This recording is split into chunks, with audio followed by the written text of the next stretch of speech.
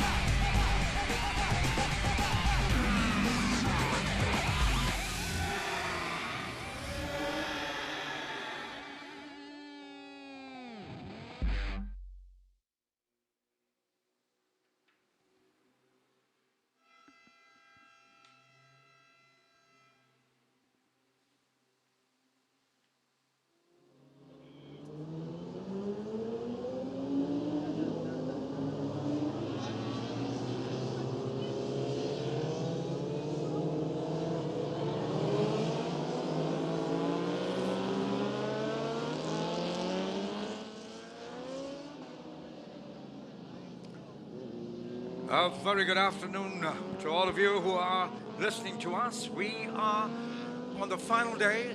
This is a fantastic Sunday for the Pirelli Malaysia Superbike Championship happening right here at the Sepang track in Malaysia. And we are at the South track there, over 2.6 kilometer circuit. And if you know Sepang track, the whole of Sepang track is 5.54 kilometers, but we're using half the southern part. We are actually on race 2 of the Superstock A and B.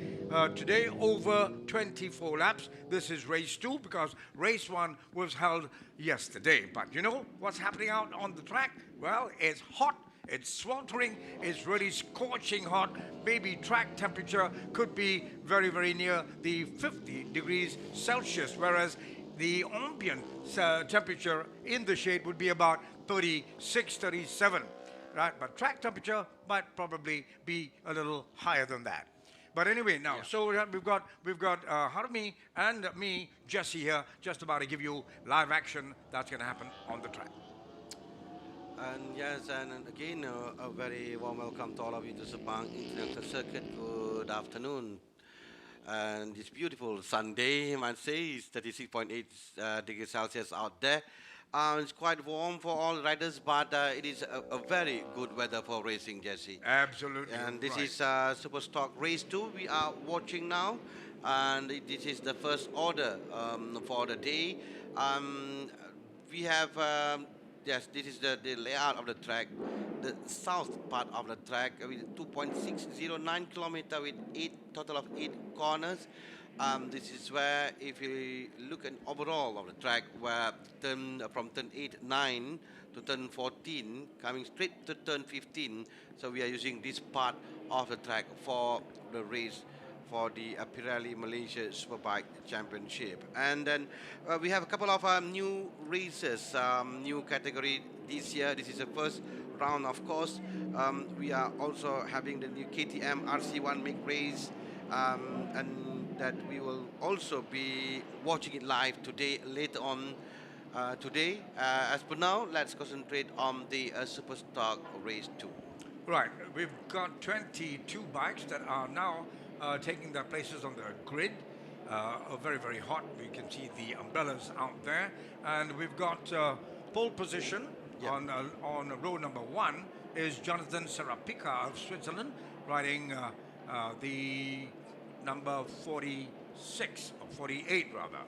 And then alongside him, we've got Nasruddin Mat Yusof. Incidentally, Nasruddin riding bike number 52, won race 1 yesterday. And alongside him, in third place on the grid, is number 46, Keith Parrott. That's the first 3 riders on first on the grid, where Nasruddin Mat Yusof won the race yesterday with BMW S1000RR, beating Keith Parrott in second place and Jonathan Serapika, the pole sitter, in third place. We look at this second row. Then we have in the second row we have Dominic Chang, bike number 31, Adib Ali, bike number 8, fifth on the grid, and 85, number 85, sixth on the grid is Dato Ahmad Abbas. Right, now we are looking at third row, we've got number 89, Jamalul Tarmizi. 8th on the grid is Razali Masud, 34, and 9th on the grid is number 88, Adib Zulfadli. And we have 8 rows altogether, 22 riders on the grid. Then we'll look at the grid once again, riders on the track. But we look at the results yesterday, where Nasruddin Mat Yusof won the race, beating Keith Parrott and Jonathan Serapika, even though Serapika was on the pole sitter in the first race. Beating the BMW, beating the 2 Yamahas R1, second and third. And Harvey, when you look at the way the race 1 went, it must have been it was definitely a terrific fight, because looking at the way it ended, only about 2.5 seconds separated the first 2. So Nasruddin just sort of nipped it in front of Keith Parrott.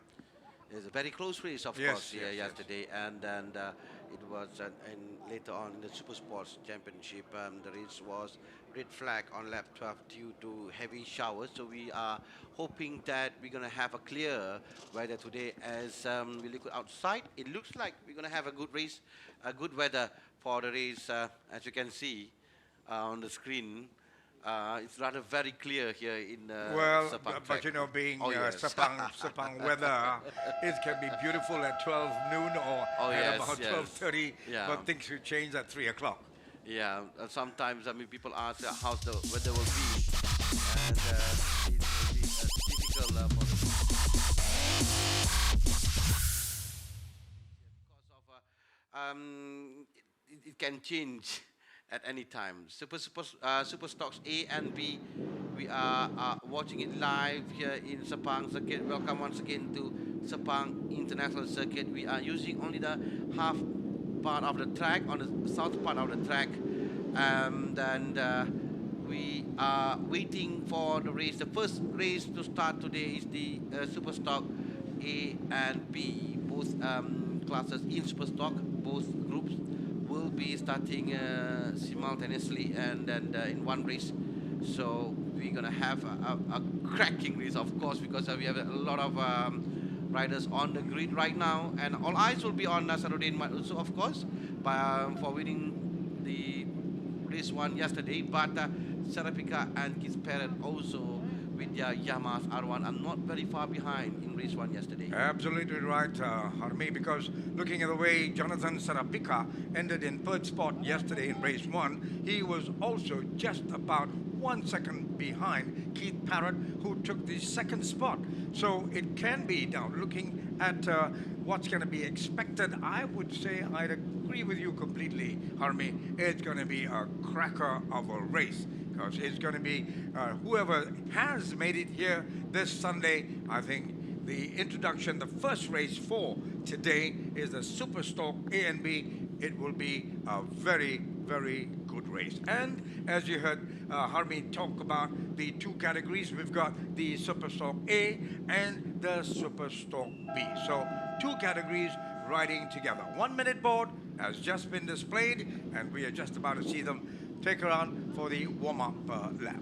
Yes, 24 laps altogether, and not to forget, we also will have the Superbike Championship, and then the Super Sports Championship, the KTM RC Cup, and Open 250cc Cup also today. So 5 classes all together waiting for you this lovely Sunday evening, I must say, here in the Sepang circuit. We are about to start the formation lap for the Superstock Race 2 for the Superstock A and B. Look at the front row. The number 48 is Jonathan Sharapika. The 52 is Nasruddin Mat Yusof, and the famous bike number 46, the same color of Valentino Rossi. That is Keith's parent, of course. That's right. Well, I was just when we looked at them preparing the bikes at in the pits, I was taken aback, of course, when I saw 46 and all the colors. It was Valentino Rossi, actually, except that Valentino Rossi was not there. Yeah. Anyway, the bikes are already on the track, moving around for the warm-up lap, and things are definitely on track for another super race. And those who have made it here would definitely not be disappointed as we wait for the race to begin.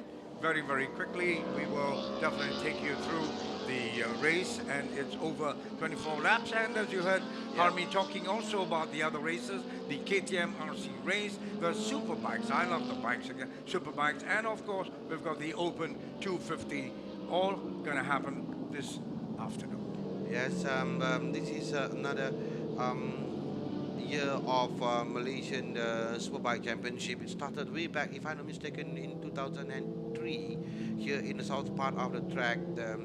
At that time was known as Malaysian Super Series. So this is where the Malaysian and also non-Malaysian riders that will compete against each other in a very interesting and also very challenging high-class racing here in Sepang circuit. Well, the bikes have already come. They're taking the grids. Red flag is there as the bikes get into their grid positions perfectly, and then it will be under starters orders. 24 laps. 24 laps, and as yesterday, how Nasruddin then, well, he dominated the race yesterday, but how close were Keith Parrott and Sharapika behind him. Must say that the first row, the first group on Jonathan Sharapika, Keith Parrott and Nasruddin, they were leading the race from very beginning. So we are waiting whether the same feat happened again in this race. All right, we're just about to the start of the race. Oh, we just saw definitely the 40, was it? Right, well, they just went on a bit of a wheelie as they got off, and they've got off to a fantastic start right down the straight. A bit of a right turn before they pull up short for the first slowest part of the circuit here, which is a right-hander. It's a hairpin, and they are, well, over the handlebars and going into preparing for turn 8, actually turn 9, and that's in the main circuit, and we saw number 46, Keith Parrott, getting into the lead. Yeah, he was number 89, in fact, Jamalul Tarmizi, who had a good start and is still leading the race, with Keith Parrott following right behind, and all and we were watching the top 3 riders, and suddenly there were bike number 89, who had a good start, came out from the first corner leading the race, and it looks like it's number 89 Jamalulaila Tarmizi set the fastest time in sector 1, 54.882 seconds, leaving Jonathan Sharapika in second place. And there you go, that's the confirmation of Jamalul Tarmizi, and that's a battle between bike number 48 and 46. That is Sharapika now just right in front of Keith Parrott, with Razali Masuk in 4th place. And where is bike number 52? Down to 9th in the race order right now. Well, I didn't really expect Nasruddin to go right down, right? Even though we're just about to compete the first lap. They've got 23 more laps more to go. But looking at the way Jamalul is doing, he's doing really well. He came on fourth yesterday in race 1. Yeah, he's leading the race with fastest time in the first lap. It looks like he has almost a second in front of Keith Parrott and Jonathan Sarapika. But a bit of moment for bike number 48. Yeah, that is Sarapika, because Keith Parrott now second right behind Jamalul Al-Tarmizi and pushing him really hard. So far we had a good race until now, and there you go, the lap number 2 with still and from the outside. Here comes Keith Parrott from the outside of turn 1, and right there, great move there by Keith Parrott. Beautiful move, because we did see Keith Parrott obviously a bit of late braking, and he went in front of Jamalul, and that's how Keith Parrott really moved and is now in first place. So we'll have to see whether Jamalul has got that fight, and we'll see whether it's going to develop into a better fight, because already Keith Parrott is building up a bit of a lead right now. And whether or not, well, we can see and hope to see Jamalul will definitely close the gap. Yes, meanwhile we have Nazaruddin Manso, who set clock the fastest time in the previous lap, 1 minute 05.323 seconds, up to 7th. So he's making his move right now, but he's still around 3.3 seconds behind Jamal Lyons, leading the race, and just completed his third lap with Keith Parrott right now leading the race with 1 minute 05.150 seconds. That is officially the fastest time on the track, and Nasaruddin now climbed to 5th after lap 3 concluded. Well, I think it's developing into a pretty good battle right now, because looking at where Keith Parrott, he is lapping about 105.150, whereas Jamalul is 106. Yeah, I think behind this is Nasaruddin, their bike BMW.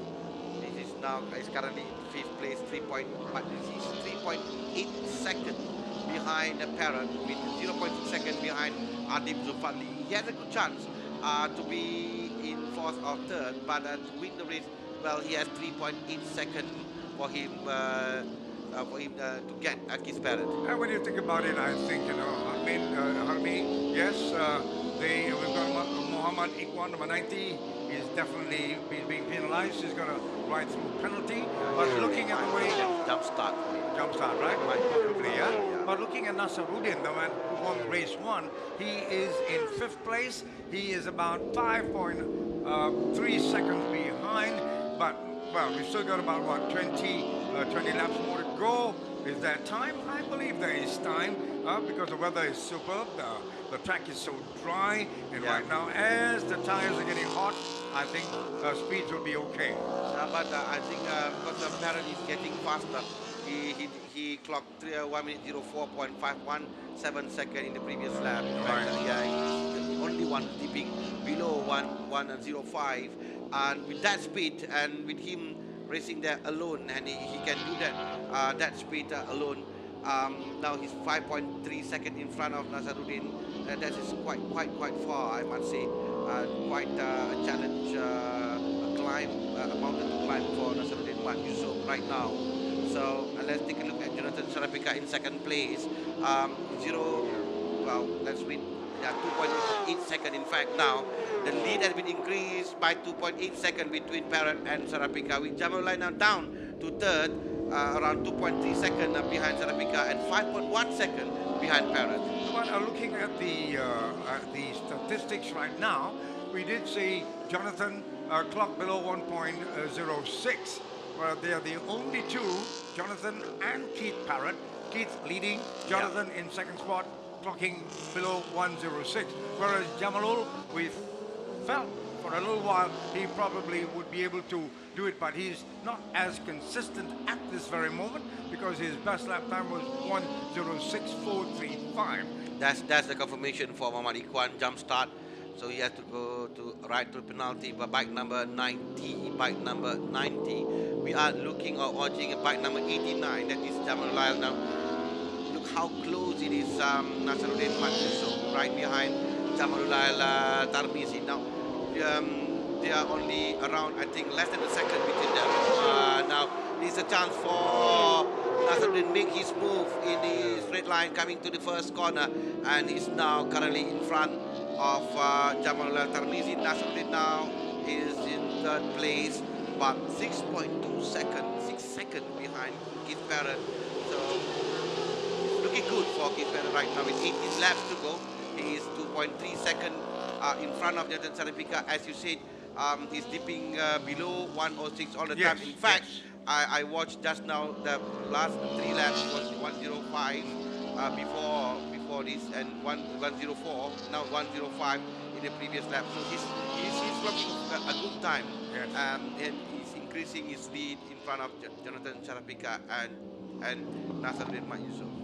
Well, I think with about 18 laps more to go, I think barring any other problems, I would think that Nasruddin would be making a further impression, and he's already in third spot, and Jonathan may be about, well, a couple of seconds in front of Nasruddin, maybe about 3 seconds. I think he would be able to close the gap. Yeah, Nasruddin is just clocking the fastest time, 1:04.512. Wow. 4.7 seconds behind Keith Barrett, and he's closing the gap right now. We have 17 laps to go. Yeah. So still hope for Nasruddin, even though, like I said, it's wanted to climb, but nothing is impossible in racing. And Jamalullah, incidentally, he's in Super Stock B, so he's leading the Super Stock B because the top 3 from Super Stock A, then 5th is Adib Ali, also in Super Stock A, until by in 11th place, and Super Stock B, the 2nd place is Lee Wai Hong, 12th in the overall bike number 9. But looking back at the top 3, it is a good race for Nasruddin Yusuf. Only that he had a very slow start at the early part of the race. Right. But anyway, looking at 16 laps more to go, I think he's got time. And of course, as we always believe in the old adage, nothing is over until it's over. And so we've got 16 laps, and looking at the way he's moving, I think he's doing 1:04, 1:04.818. Yeah, I'm wondering what happened to Keith Barrett, because I think even Sarapika is catching up on him now. It's 0.9 seconds between these two riders, bike number 46 and 48. So, and Nasruddin also catching up at 4.3 seconds behind Keith Barrett, 3.3 seconds in fact behind Sarapika. So it's going to be again, just like yesterday, it's going to be very close between the top 3 riders, 2 Yamahas and 1 BMW. Right, and I really believe that I can't even say whether Keith is pacing himself, because you're looking at 24 laps. You're trying to maintain and manage your machine. Track conditions are superb, dry. So it's going to be great to see how things are going to end. Yeah, someone just received a black flag out there. Oh my God! I'm not sure who's the rider, but because we had one rider who been called for right to penalty, right number 90. 90. Yeah, he has 3 laps to do, so if not, he will be disqualified. And He's still in 17th spot, huh? Might be for him. We're not really sure. What do you say? You can't disregard. If you're shown your number, black flag, you must come in. Yes, you must come in. So let's take a look at in front right now.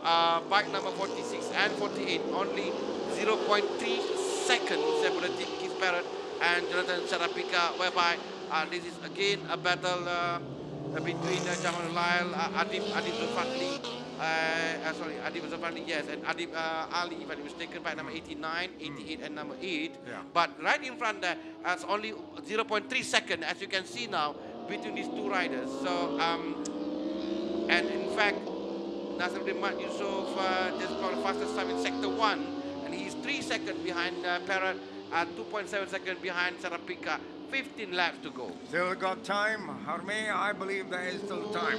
In this case, it's not a sprint. You're not talking about 2 laps, 3 laps. You're talking about 24 laps. So I believe that Nasruddin is in with a superb chance. Looking at the way he's been racing, he's been doing 1:04 quite consistently. 1:04.332. And looking on the screen, they are really so close. Yeah, that's a back marker, and that would be a problem for the front runners. And this is a good chance for Barrett, of course. And we have all 3 riders now in a frame. we have Chris Parrott, Jonathan Sarapika, and Nasaruddin Mat Yusof, all of them in a frame, and that shows how close it is between the top three riders, the top three riders, and right now is only 1.8 seconds between Nasaruddin and Chris Parrott, and in fact Nasaruddin just said, as you said just now, again the fastest time on the track. Well, looking at the consistency of laps, Nasaruddin, number 52, the man who won race 1, is really performing extremely well because he's been doing 104 very, very consistently. As you mentioned, Keith Parrott, still 105. He has not at all performed so well. So that's why the gap is closing. Keith Parrott still leading from Jonathan Sarapika, and in third spot is Nasaruddin Mat Yusof. Just wondering how long can Keith Parrott last or stand in front there, because it really shows that how Sarapika is pushing him really hard by the two Yamahas R1, and look out for that BMW behind there. Slowly but surely now trying to get in front of Sarapika, but Sarapika closing down and still maintain. He's still Parrott, Sarapika, and Nasaruddin first, second, and third. But look how close it is now. How close it is with 13 laps to go. I'm so sorry because I did say just now that it is a mountain to climb for Sarapika, while the mountain is not that high for Nasaruddin right now, because he is just right in front of the top two riders. In fact, number 48 just make his move. Sarapika in the long straight line making his move, coming to the first corner with Muhammad Iqbal been black flag. That is confirmation. Bike number 90 refused to go out for the right penalty, I guess. And he has been black flag. Bike number 90. And in front, it's still, we have a new leader in Jonathan Sarapika. Keith Parrott in second place right now. Then Nasaruddin Mat Yusof in third place. And all of them is less than a second in between. But that's a back marker.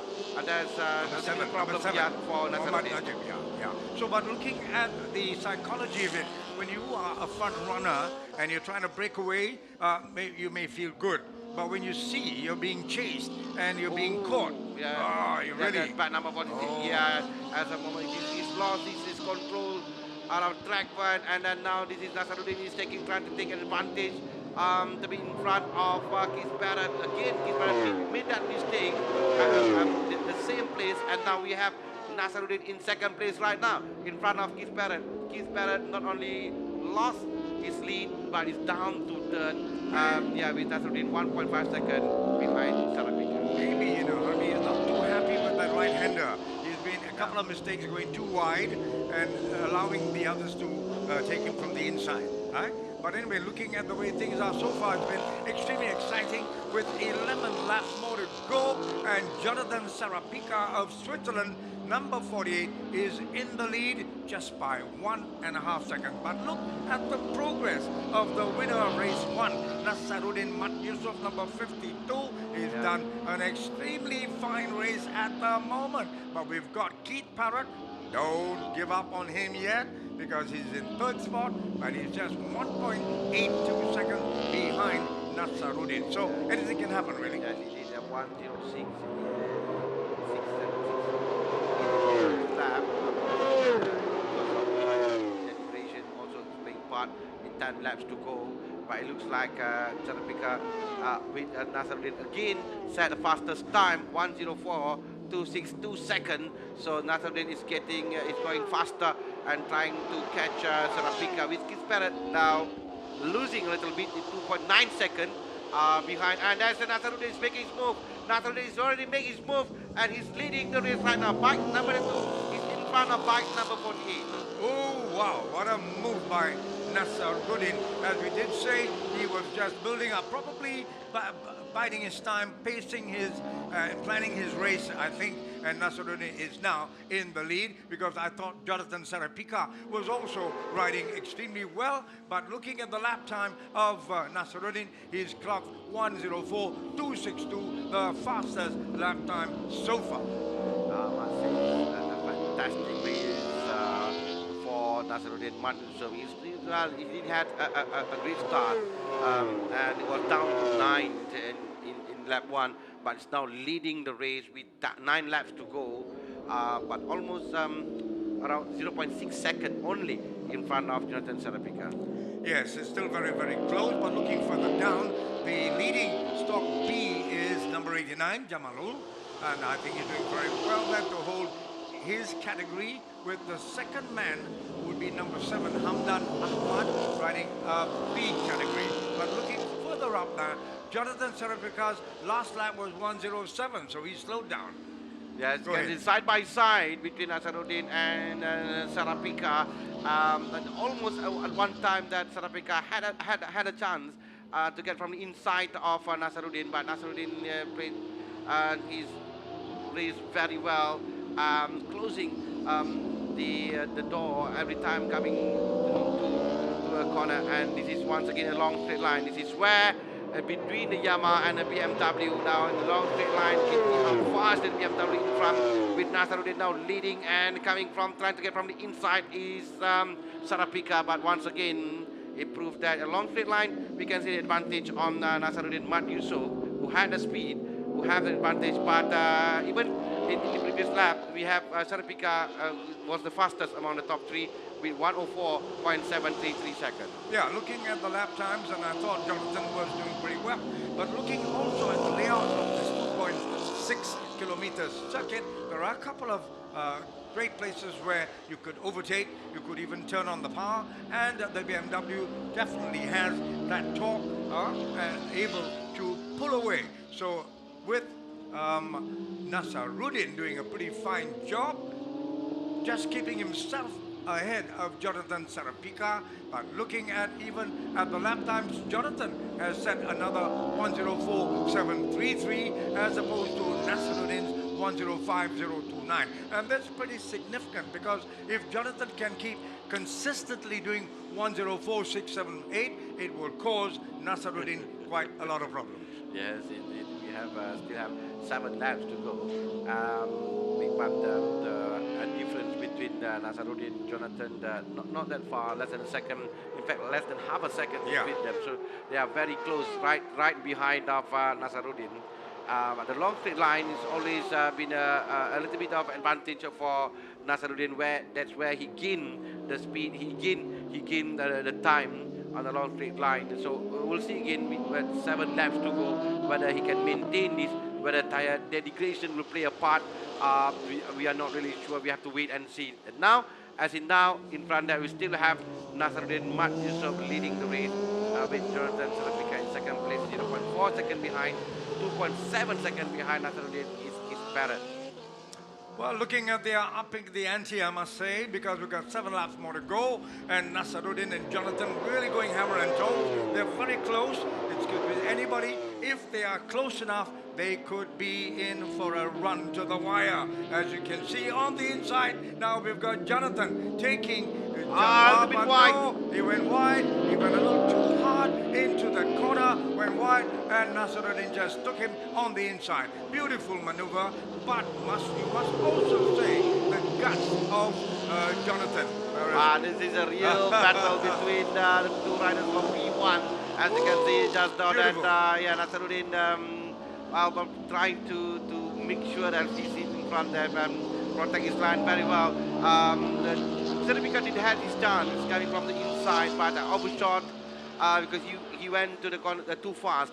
Nasaruddin got back to his place. So he's still the top 2. And Tong, as you say, there between these 2 riders, Nasaruddin and Jonathan Sarapika. As you can see, that Keith Parrott, well, he's slowly still there, but it's really between Nasaruddin and Jonathan Sarapika in race 2 with 5 laps to go. Looking at the way Keith Parrott, he's already done a 1:04.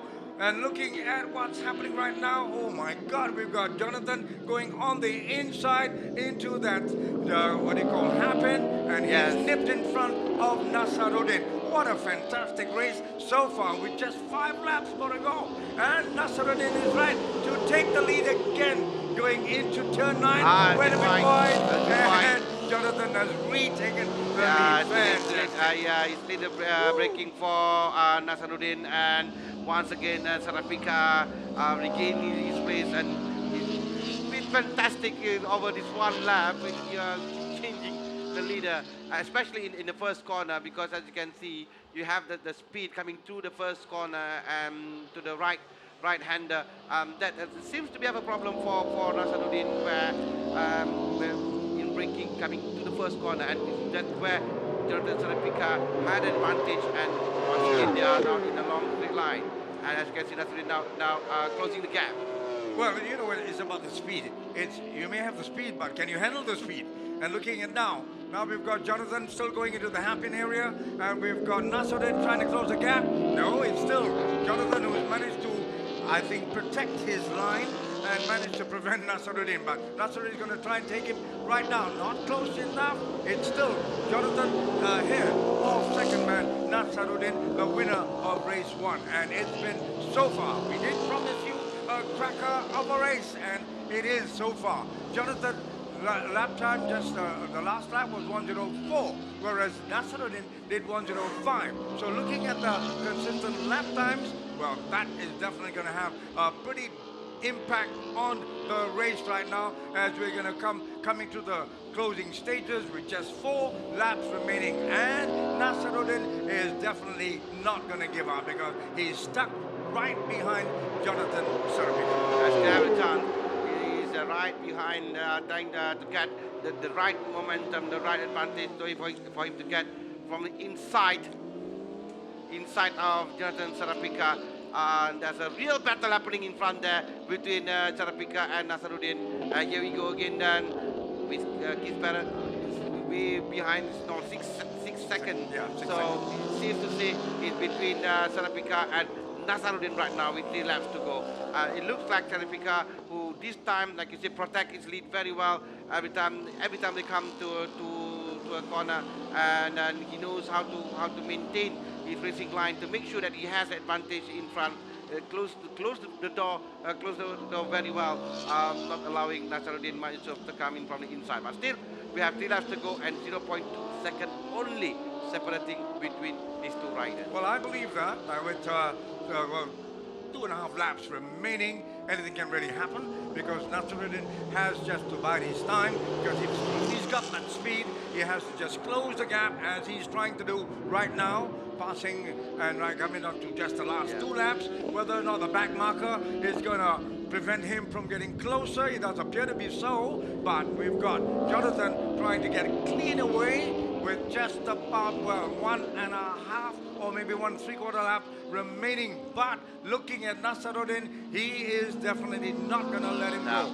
But he's got a back marker in front. Yeah, he's not going to be happy with that, because now he's stuck behind a back marker who has to let him go. And then now he's back behind Sarapika. Well, you can see now the gap has been increased because of the back marker. We still have around 1.5 laps to go. Coming to the last corner for Sarapika. Look at the speed of Nasaruddin Masuk when coming to the straight line, and he's now gaining back his speed, and trying to get very close behind Sarapika coming to the first corner. And I believe we have a lap to go. This is the last lap of the race. The last lap of the race, and the last chance for Nasaruddin Masuk and for Sarapika trying to protect his lead, barring anything happen, but still very hard to say because of still very, very close between Nasaruddin and Sarapika. Well, great race, I must say, coming into the final lap. And we've got Nasaruddin. Doesn't appear close enough, but whether or not he can open, because the horsepower, the speed of the BMW is definitely going to tell. But I think Jonathan Sarapika is definitely, he's worried, because the BMW is now, he's taking him now. Yeah, trying to get on the inside, but late braking once again. Trying to push very hard on Sarapika. Sarapika is protecting his line very well. Once again from the outside. Here comes Nasaruddin from the outside. Here is in front of Sarapika right now, coming few corners to go. We are on the last lap, coming to the straight line, to the finishing line. It is between the side by side, between the 2 riders, and it looks like Sarapika. Yes. What a glance, it was Nasaruddin, but what Sarapika. a race, what a race. I thought it was just probably half a tire, or was it just a little bit? And I thought Nasaruddin nicked it, but no. Jonathan just by kept inch, going. I think by inch. Yeah, it's thousands of seconds in front, and it was really, really an epic battle between these two riders. So side by side, coming out from the last corner, and it looks like at one time Nasruddin had the race because of the speed of his bike, but coming to the checkered flag, it was when Sarapika just nicked a little bit, an inch or so in front of Nasruddin Matthews, so thousands of seconds in front. So we have Jonathan Sarapika winning the race 2 of Superstock for Superstock A, with Nasruddin Matthews in second place and Keith Parrott completing the podium for Superstock A. For Superstock B, we have Jamal Tarmizi with 6th in overall, so he'll be on top of the podium with Hamdan Ahmad in second place, bike number 7, and Pang Kim Moon in the 3rd place. That's the first race of the day. Superb show. We still have 4 more races to go, and by the look of it, we're gonna have a fantastic race weekend here in Sepang. I agree with you. We'll take a break.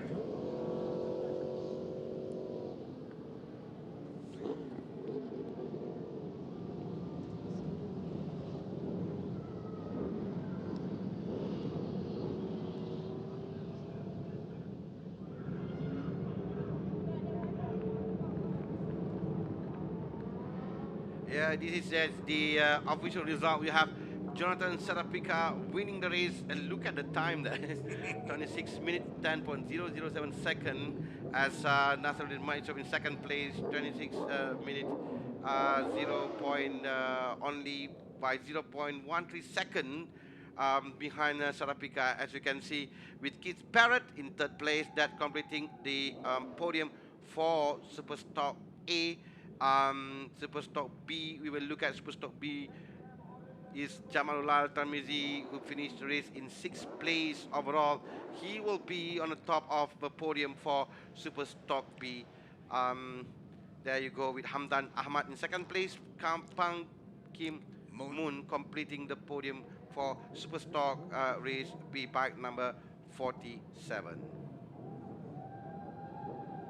Well, that's the first race, first order of the day, and we already have full of drama on the track. It's really a battle between the top 3 riders, as we predicted early on before the race. Even though we had Jamal Lyle, who surprised everybody by being in front, but then after that we saw how Sarapika, Nasruddin, and Keith Parrott, they were battling hard. And at one time, Keith Parrott had an advantage of more than 3 seconds, 4 in fact, 4 seconds in front of the Sarapika and Nasruddin. But what a race for Nasruddin! And you He know was something? eighth. You know something, Harvey? Because when you think about it, looking at the complexion of the race, I thought for a while Keith Parrott had it in him. He had the lap times, and he started very well. And for some reason or other, it probably be his down to his inconsistency of his inability to maintain that kind of pace throughout the 24 laps. And when I thought for a little while, midway through the race, when he fell back, I thought he found it again, and that he was trying to up the pace and probably lap times just below 1:05, but it didn't work out that way. And the battle then was happening way out in front, just about 6 to 8 seconds in front of him, between Jonathan and Nasruddin. What a great, fantastic race it was. I must say that. With Keith Parrott not able to challenge, both of them had to settle for 3rd spot, 10 seconds adrift. A good win for Jonathan. He probably will be thinking of this race for a very long time. And I bet you he and Nasruddin will be sitting down and having a good laugh at the way things could have been.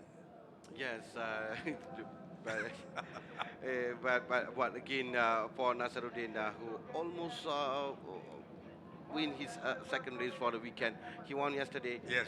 With Parrott he was in second place, and we know that this is the top 3. How they can really have a battle between them. But as you can see, it's very warm out there, and the track temperature is 36.7 degrees Celsius. So it's how you maintain your tire, how you make sure that you have the speed and the grip coming throughout the 26 laps, 24 laps, in fact, sorry, 24 laps. Yeah. So this is how that really matters on a track.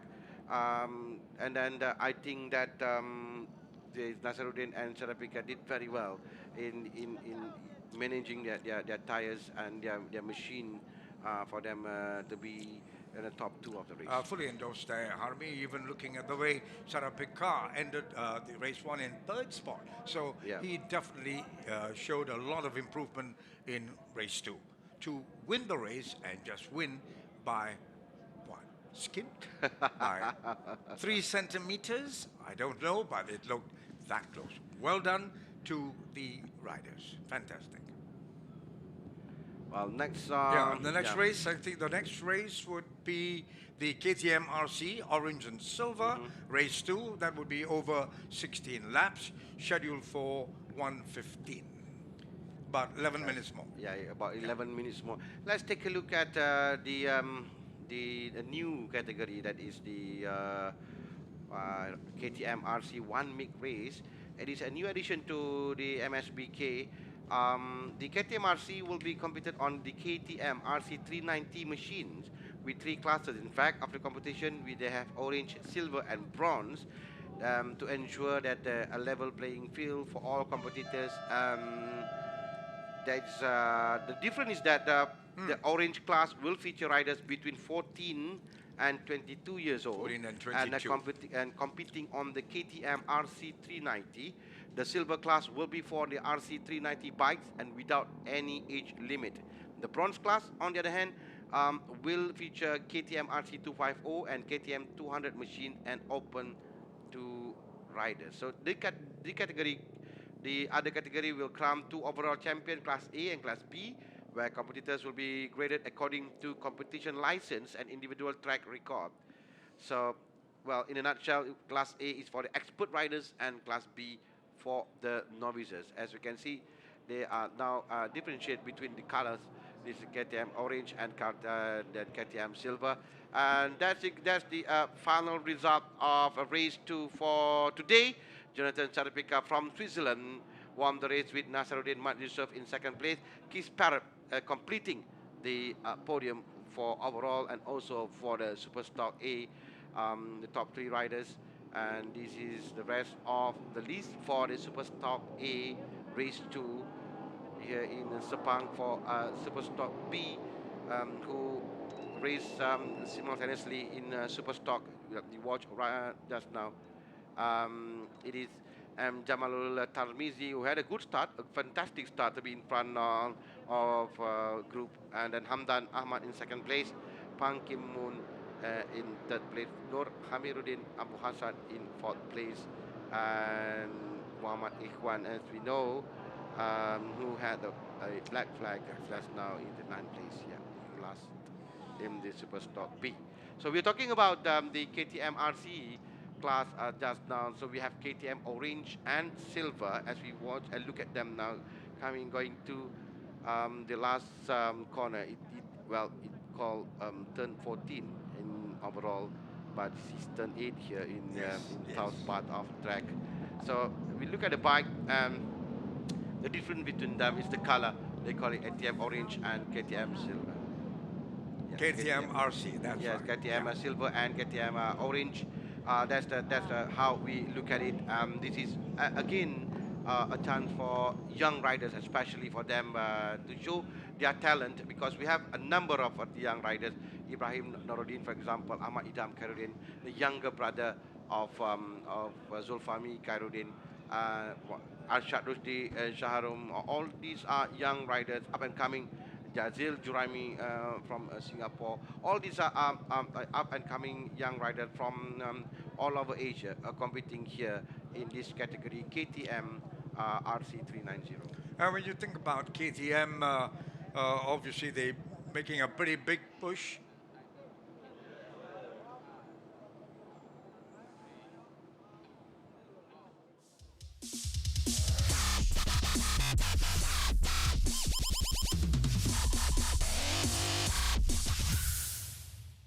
Boys are on on the grids, waiting for the start of the second race. And we did talk so much about KTM. They made a pretty good push to in Europe earlier on. KTM had come from Austria, and right here they're moving into Asia and providing a fantastic opportunity to the young riders. And I think Malaysia has shown that the development part of the program is really showing a lot of results. We've got our young boys making headway in the Moto 3 as well as moving into Moto 2, and right now we've got even our two race winner in Pawi, and we'll never forget the way Malaysia celebrated Moto 2 two races in Moto 3 last year. So talking about the youngsters, so right now KTM is providing the bikes where you could come up with approximately 8,000 euro, and you could have a bike to race. So right now on top, number 6 is M. Ibrahim Muhammad Norodin. His lap time was 1:14.884, and alongside him will be number 16 Ahmad Idham Haruddin. As you mentioned, as you heard Harmi talking about, he is the younger brother of Haruddin, right? And then we've got M. Aiman Nabil Shaharom riding bike number 45 in third spot on the grid. Second row, we've got number 24, M. Izamil in fourth place, orange.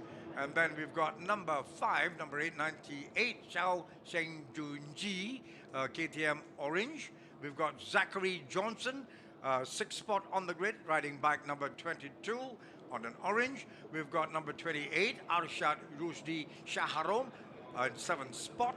And in eighth spot is Guran Asakura, also on an orange, riding bike number 12.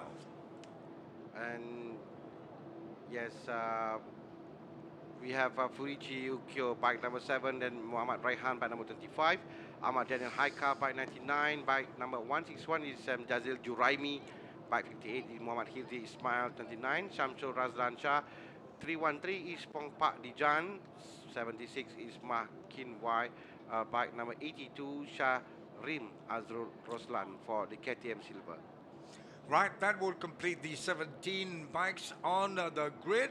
And, well, if the first race is anything to go by, we also expect quite a good run this time, because if you look at the lap times, they're going to be very close. It's going to be also a very close race here, and the boys are definitely, as you say, we've got a pretty good crop of youngsters, and I think we've got a Thai boy as well. We've got a man from Japan. We've got even from China, Zhao Shengjunji.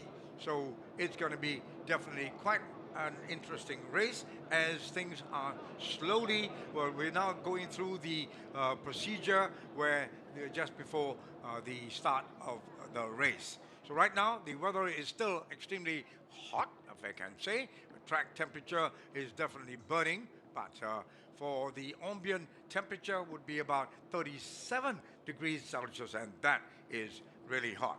And we were talking also about the possibility of rain. We don't know, because if rain is going to fall, it will be around 3 o'clock. I mean, well, looking at the way things have been happening in Sepang, it always appears to be like that. But I think the race expectation, as I did mention, and anticipating a very good race, I bet you it will be a superb race. Yes, yesterday the race was won by Muhammad Ibrahim Muhammad Norodin, KTM Orange. In second place is Muhammad Iqmal Izamli, and third place is Ahmad Idham Khairuddin. So that's the top 3 riders for yesterday. And then the fourth was Muhammad Raihan and Muhammad Aiman Nabil Shahrum in 5th place for the KTM RC Cup. So that's the result for yesterday. So as in today, as we look at the grid position for them, once again the usual suspect will be in front with Ibrahim Norodin. Once again will be the favorite for this race in race number 2, with Ahmad Idham Khairuddin also will try his best in second race to push up to be again in the top 3 and try to win the race. As we can see in the race before this in Super Stock, where Serapika did that by tipping Nasaruddin well, I can say by a whisker at the checkered flag. So that can can can happen. So we are going for the podium, I believe, for the Super Stock. A, A and B. This is, I think, the Super Stock A. Yeah, Super Stock Class A. Yes. We have five winners altogether on the podium. In the top three, Sarapika Parrot, that is Keith Parrot, yes, in third place. And in second place is and Sarapika, and that's the winner. In second place is Nasaruddin Mat Yusuf, I'm so sorry. Nasa in second place, and Sarapika won the race today. It's Adib Ali, fifth. And we have a rider in fourth place is Adib Zulfatli bin Roslan, and in third place is Keith Parrot. And Nasaruddin Mat Yusuf, yeah, we have to settle in second place. Jonathan Sarapika won the fantastic race of Super Stock Race 2, right before this.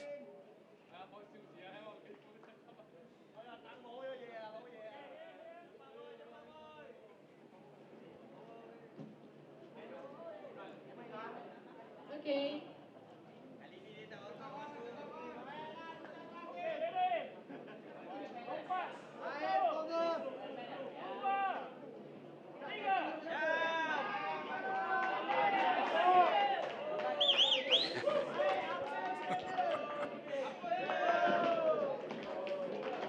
Okay, guys, for Super Stock B, fifth place by number 11. They surely know how to have fun, and how they celebrate winning, even though on the track you can see how they battle each other. Good very spirit, closely. good spirit. Yeah, good spirit indeed. Yeah. Well, back to what's happening on the track right now. We are still waiting for the countdown and waiting for the 3-minute board. Yes, the 3-minute board is up for the... Oh, now, okay, podium class B now. Okay. All right. This is a podium for Class B, Super Stock. We have again the top 5 for the Super Stock. Waiting for all the winners to be on podium. Before we start with the KTM RC Cup Orange and Silver.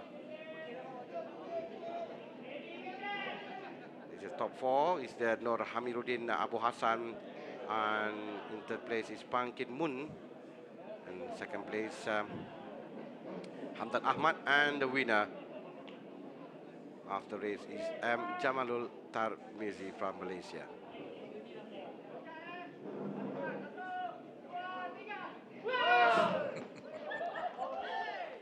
Thank you and congratulations to all the winners. That's completed the podium for the Super Stock, the first order of the day. This is the second race of the race, second day of the race weekend here in Sepang for Malaysia Superbike Championship. Once again, we'll have a close look at Ibrahim Noruddin, Ahmad Idham Khairuddin, and Iqmal Izamli. But we have Aiman Nabil Shaharum and Arshad Rusdi Shaharum and Jazil Juraimi. All of them are good riders here. A whole bunch of 17, in fact, a good young riders from all over Asia. Well, when you look at the lap time of Ibrahim Mohammad Noruddin, he's dipped below 115. Yeah. Whereas then we've got Ahmad Idham 115.0. So you look at the battle between 6 and 16, with maybe Ayman Shabil Shahrum probably coming down from behind. Yeah, Zhao I Zhang think so, Junji yeah. also a good rider with Zachary Johnson. And take a look again at the grid. Muhammad Ibrahim Noruddin in the pole seater with Ahmad Idham Khairuddin second on the grid, and third on the grid to complete the front row is Muhammad Aiman Nabil Shaharum. Second row, we've got fourth on the grid, Mohammad Izam Iqmal Izamel.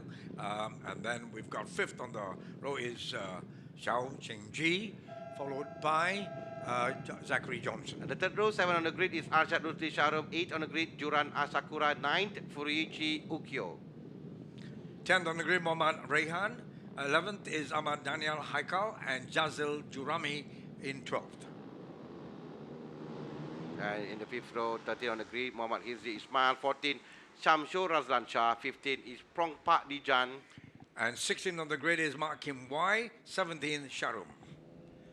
Well, the boys are on the track now as they are going to complete one warm-up lap before the start of the race. So we're looking at expectations again, and I believe that it will be another good race, and the battle would appear definitely be between number 6, Ibrahim Muhammad Noruddin. That's going by the way race 1 went. And even Ahmad Idham Harudin, also I would say pedigree, because they all come from racing families, and this is what is happening in Malaysia now. We've got racing families, children, brothers are all getting in on the act, and this is definitely augurs pretty well for the future. Now looking at also third man who came in third yesterday was number 45, M. Ayman Nabil Shaharom. He is in also with the chance, depending, of course, looking at the times. It does appear that Ibrahim Noruddin, number 6, and number 16, Ahmad Idham Harudin, would be definitely the first two to watch out for. But, well, we will never really know, because the race will be fought over 16 laps and things could really happen. So it's going to be another race that many of us here would definitely wait and anticipate. And there the bikes are coming on to take their grid positions. The red flag is still up as we wait to see them getting onto their grid and be under the started orders very soon. So 17 bikes on the grid. Marshals are working harder, trying to get the bikes properly arranged on the grid. And once that's sorted out, starter then will take over. 16 laps. It's the KTM RC Orange and Silver Race 2.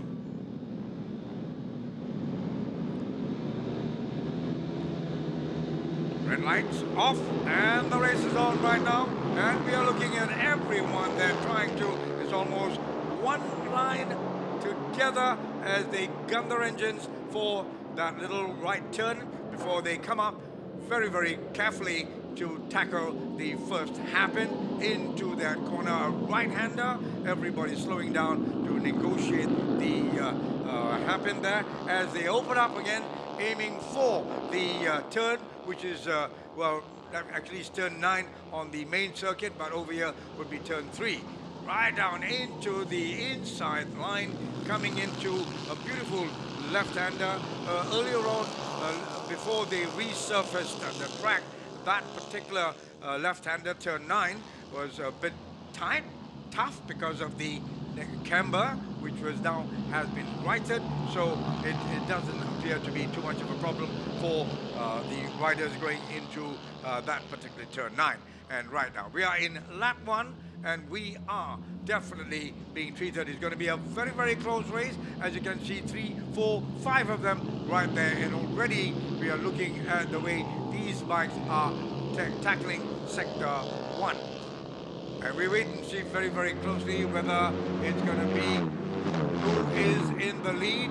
We've got number 16 in the lead, Ahmad Idham Harudin, very closely followed by number 98, Zhao Sheng Junji, also doing very nicely and keeping very close with Ahmad Izam Iqmal in 3rd spot, with Ayman in 4th. And this is under the KTM Orange, where we have the fastest, in fact, for the race is from the KTM Silver rider Furiichi Ukyo, bike number 7 in the first lap, 102.370. But right in front we have Ahmad Idham Khairuddin, younger brother of Zulfami, with Zhao Zheng Junji, who also, like I said before, he raced in Asia before, and he's a good rider with Izam Iqmal Izamli in third, Aiman Nabil Charum, Arshad Nurdi in fifth place. So we have top five. Ibrahim Nuruddin, the winner of yesterday's race, Yeah. now down to sixth. But we have 15 laps to go, as we saw in the super stocks category, where Nasaruddin, he was in on 9 in after the first lap, but he was on podium in the race too. But we have a very close in the front runner right now in the first group. 1, 2, 3 riders. The top 3 riders is bike number 24 now in front. That is Izam Iqmal Izamli. Izam Iqmal going to the first corner from the inside is, I think it is Zhao Zheng Junji to get from the inside. If I'm not mistaken, bike number 98. Can't really see the number clearly from here, but because this is a one-make race, identical bike, but it's bike number 16 in fact. Bike number 16 is Ahmad Idam Khairuddin, who was in front, and here comes Zhao Zheng Junji from the inside. Zhao Zheng Junji from the inside of Izam Iqmal Izamli. Well, looking at the second lap, and as you mentioned just now, it's really a battle royal in front where Saujan Junji, very, very close on the inside. But we're looking at Amani Dam as well, and we will see it's still three changing leads as we go into each corner. Well, you're talking about lines to the corner. If you can get the right line, you are going to be ahead. And whether or not you are going to try and break away. So we're looking at the best lap time has so far been set by 1:15 Izam Iqmal Al-Zamel, if I'm not mistaken. Yes, and we have I think 5 of them. 1, 2, 3, 4, 5, 6. 6 of them now battle for P1. And it is Izam who is in front. Here comes from the inside once again, number 16. That is Izam Khairuddin from the inside in the first corner. And again we see riders had their difficulties of going through after the long straight line and hard-braking to the right-hander. And that will always be a problem for the front runner. But now we have again from the inside, that is Izam Khairuddin taking back the lead from the Izam Iqmal Izamli. Zhao Zheng Junji just right behind them. And look at Ibrahim Nuruddin is now currently in 4th place right now at around less than a second again. So we have 6 riders now, less than a second in between them. All of them battling for P1. Well, looking at the way these little fellas, I would say little Japs, are trying to negotiate, and whoever is not able to control a bike after a very fast dash to the corner would have problems, because there will be riders right behind to take the inside line, and that's what's been happening. We've got number 24 in the lead now. 24 is Ahmad Hidam. Ahmad Hidam together with number 16, and that would be, let me see, Ahmad Hidam and Izam Ismail. Now they are fighting for the top spot at the moment. They are very, very close right now. Ilham set the fastest time, 1:15.116 seconds, and it's right there in front. Izam Iqmal Izamli in the second place. We have 8 riders very close in the first group, but it looks like Ilham and Izam Izamli will have an advantage early in this race, exchanging the lead as we go past 4 laps. Now we're starting to have a gap between them. And bike number 3, Ibrahim Nuruddin, is already climbed in 3rd place right now, 0.5 seconds behind Izamli. But look at that 2 riders in front. They are helping each other, in fact, by pulling for themselves to be in front. And bike in the 3rd place, that is bike number 6, Ibrahim Nuruddin, is make sure that he is right behind the top 2. And then the top 3 now, they have a gap between them and Zhao Zheng Junji in 4th place. And I believe that actually if you're battling down in front, you're so preoccupied with trying to outdo each other, the 3rd man is watching from behind. Yeah. And the 3rd man would be in a better position to attack. Once again, trying to get from the inside, but this time Ahmad Ilham protect his line very, very good, not giving any chance for Izam to come from inside. But yes, as you can see, look at Ibrahim Nuruddin in just following the top 2 and waiting any mistake made by the top 2 riders for him to take advantage to get from the inside or outside of the top 2 riders. Well, what a great battle at this moment that's unfolding on the Sepang track, the south track that is, and we are definitely watching a battle for P1, real battle between number 16 and number 24, with number 6, Ibrahim Muhammad Noruddin, in third spot, watching the antics of the two in front of him. And looking at the lap time, 1:15 now, 1:15, and they are really consistently outdoing each other. But when you look at the way these youngsters are, they're going to handle their speed and brake in time, not too much of late braking, because you would overshoot the corner. Looking at now the side by side, number 24 is in the lead now. Izam now. Izam is in front, coming out from first going to the first corner. Look at Idham from the inside once again, taking advantage from the inside. It looks like the leader will have some sort of problem coming out from the long straight to the first, to the right hander. I think on a braking line especially, and the rider behind is taking advantage and learning from what is the rider in front is doing. So that's what they're doing here, because as we know, the first corner, the right hander is not a proper corner, because this is a part of the half part of the circuit. Right, so that's why the circuit is definitely a bit challenging to the riders, as you can see the way they are tackling, especially the preparation for the hairpin, which is definitely causing quite a lot of problems to the riders. But looking at the top three now, breaking away. So we've got number 3. Yeah, he's bike number 6. He's in third place. In third place now. I think the bike number 98, Zhao Jiangjunji, also is in the front top 4, battling for the podium place. Zhao Jiangjunji now in second place, bike number 98. That's right. Idham is still leading. And look at the number 6, Ibrahim Noruddin trying to get from the inside of Idham. Again, trying to take the advantage, coming to the first. Oh, the two riders is wide.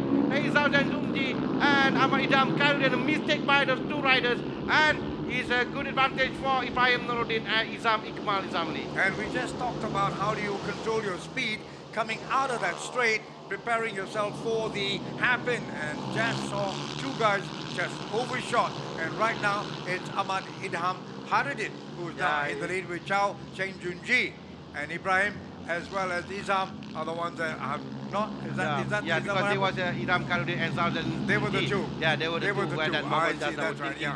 What really happened between them? In fact, it is advantage for bike number 6, Ibrahim Noruddin, and also Iqmal Izamli. Now in second place, Idham Khaludin and Zhao Jiangjunji in third and fourth, with Fuichi Kyo, if I'm not mistaken, bike number 7 right now. Here behind that. So it's top 2. Yes, bike number 7, Fuichi Kyo in third place right now. This is from KTM Silva. Kyo in third place, up to third.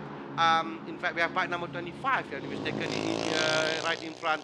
Still a battle in front of the top 2 again between Ibrahim Noruddin and Iqmal Izamli. But I would say that they've got 8 laps more to go, Harmi, and I believe those two who overshot would have time to creep up and catch up. It's going to be another battle to the wire, because 8 laps is 8 long laps. Yeah, Mama Raihan now is in third place, but there's a little bit of gap between the top 2 and the group behind. But the battle between these two riders in front will give advantage to the second group for them to play a catch-up with the two riders in front there. With Ibrahim Noruddin and Izam, they are pushing really hard every corner. And it's still right now bike number 24 is in front. It is Iqmal Izamli changing leader in every corner. And once again, if you look at what happened to Zhao Jiangjunji and also Idham Khaludin, they made that mistake and were battling really hard and at the right hand at the corner, and that gave both of them make mistakes. So the top 2 riders now really have to watch with Ibrahim Noruddin, and again is in front. Idham Khaludin just had the fastest time, 1 minute 14.673 seconds. All right, so that definitely shows that they would be able to drop below 1:15. But how consistent and how you keep your mistakes, your errors to a minimum, especially coming out of that straight. Like once you come around the old turn 14, you straight line and into and looking at number 6 now in the lead now. Yeah, I think but number So you're 16. watching in front, Number the back. 16. Yeah. Yeah, because you come back number 16 now. He Where is he already now? climbed to 4th place in front of Ukyo, and right behind Raihan, if I'm not mistaken, bike number 16. Idham is pushing really hard to get back in front. He was leading the race. He had his good race right before he made that mistake with Zhao Zhengjunji, and now he's currently in 3rd place, if I'm not mistaken, bike number 16. No, he's still in 4th place. But he's in the front group. That's where he wants to be right now. The chase is on, 7 laps to go, and I believe those 2 chaps who went off the track would have the time if they are Yes. able to be consistent, and they are going to catch them. In fact, all 8 of them, all 8, I'm still counting, and I think all 8 of them, all of them have a chance to win this race. And bike number 6 is in front, 25, Raihan, 24, and that is Idham Kanurin in Number 16. Yeah, number 16 in the 4th place, the last of the front group. But now, no more front group, it's all in one group, all of them are less than a second. I think 8 of them, including Arshad Rushdie, are also, if I'm not mistaken, bike number 28 inside this group. And looking at the progress of Furuichi Ukyo, number 7 is also, he's in the middle of the pack there. But looking at Izam Ismail as well as Ibrahim Nordin, well, they are really turning on the style, exhibiting a fantastic, matured style of riding, skill. But right now, it's also your character that seems to be coming into play right now. Yeah, Ukyo is the only KTM silver in this group. The rest of them are from the KTM orange class. Yes. And still have a chance for him to go on podium. In fact, because like we said just now, all the top 8 riders, any one of them now can win the race. We have 5 laps to go. Having 5 laps to go. Right now, it is Ibrahim Nuruddin leading with Raihan in 2nd place. And we have bike number 24 and 98, Zhao Zhengjunji, and also Izam Ikmal down to 4th with Zhao Zhengjunji back in front, creeping slowly. In now interpret again. He made that mistake again. Same mistake there. Same mistake, same place for Zhao Zhengjunji. Too fast, late braking once again for Zhao Zhengjunji. Again, he lost his place with Izam. He's in 3rd place right now. But looking at the way, who is that? Mohammad Rehan. I think Rehan has, after the left the track, just for a little while, I think he's shown a pretty good skill to even maintain a 2nd spot. Very good progress when you look at number 25. But looking at also Ibrahim Mohammad Nuruddin riding bike number 6, he definitely displays the kind of pedigree that we know that he would be able to pull out all stops to try and get in front, and that's exactly what he's doing with 5 laps more to go. So Ibrahim Mohammad Nuruddin really turning on the style and leading. He is just leading ahead of Mohammad Rehan, number 25. Watch a super stock race before this, but this is even better for the KTM RC. Then we have number 6 still in front. That is number 6 is Ibrahim Nuruddin, and once again almost hit each other. First corner again, first right-hander is always a problem for all the riders. Well, this time it is Idham trying to get to the 2nd place from the inside, number 24. That is Izamli, number 25 is Raihan in 2nd place right now.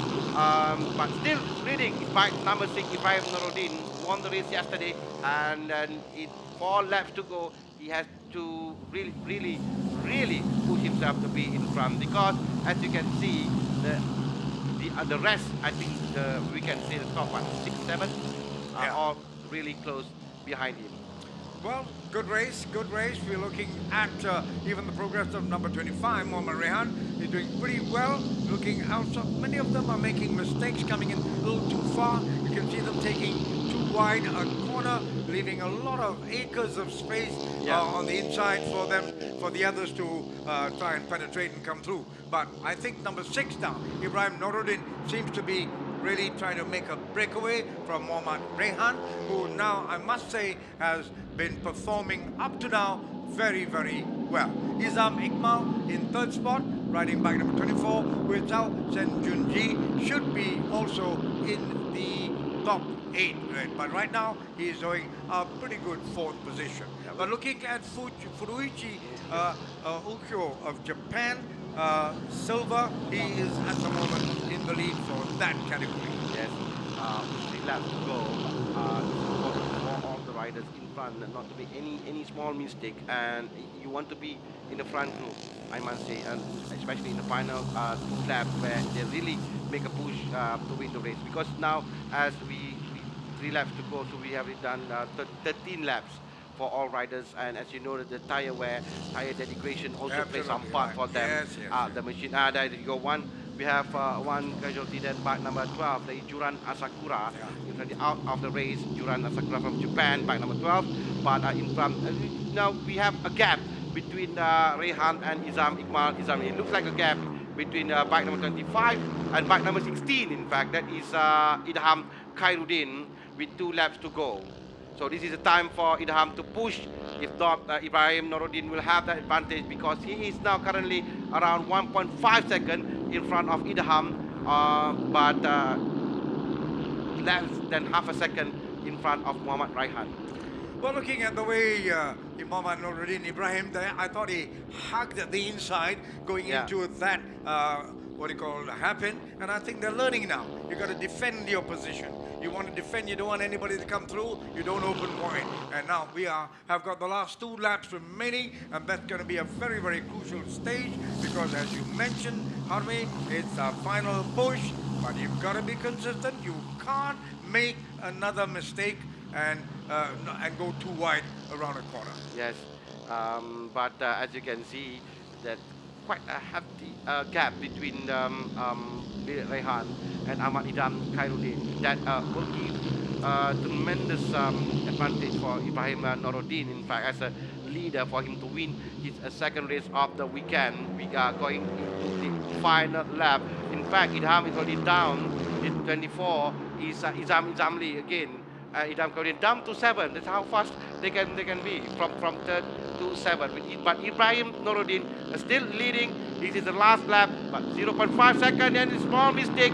He's almost did that. A little bit of moment for Ibrahim Noruddin, but he's still hanging on there in front.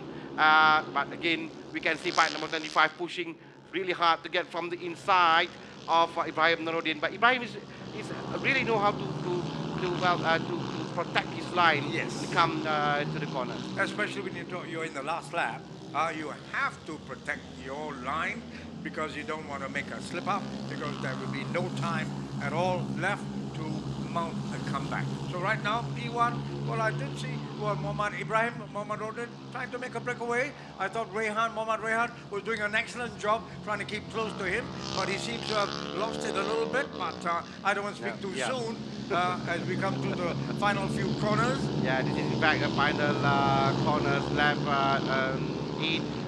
turn 8 for all riders, and bike number 6 for Muhammad Noruddin will take the checkered flag with Muhammad Raihan, bike number 25 in 2nd place, and Izamli to complete the podium for the KTM RC Orange. Ayman Nabil in 5th place, Idham Khairuddin down to disappointing 5th place with Zhao Zhang Junji in 6th place, Arshad Rusdi Sharum in 7th place, Furuichi Ukyo in 8th place, but he will take the top spot on the podium for KTM Silver. 2nd place for KTM Silver will be Samsul Razlan Shah with M. Jazil Juraibi, 3rd place for KTM Silver. But we will wait for the official result. Again, what a race for the KTM RC car. Well, I mean, talking about number 16, Ahmad Idham Khairuddin coming out in 5th at the end of the race. I'm a bit disappointed with him.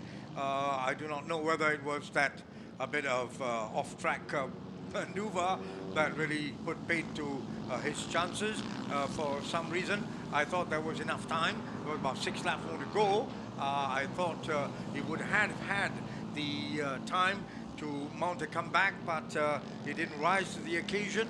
And number 16, Ahmad Idham Khairuddin, had to settle for 5th spot. But I must say, to me, what was revealed just now was number 25, Muhammad Raihan, who really, after that little mishap, he came into his own and he held his own and really battled out with Ibrahim Muhammad Noruddin.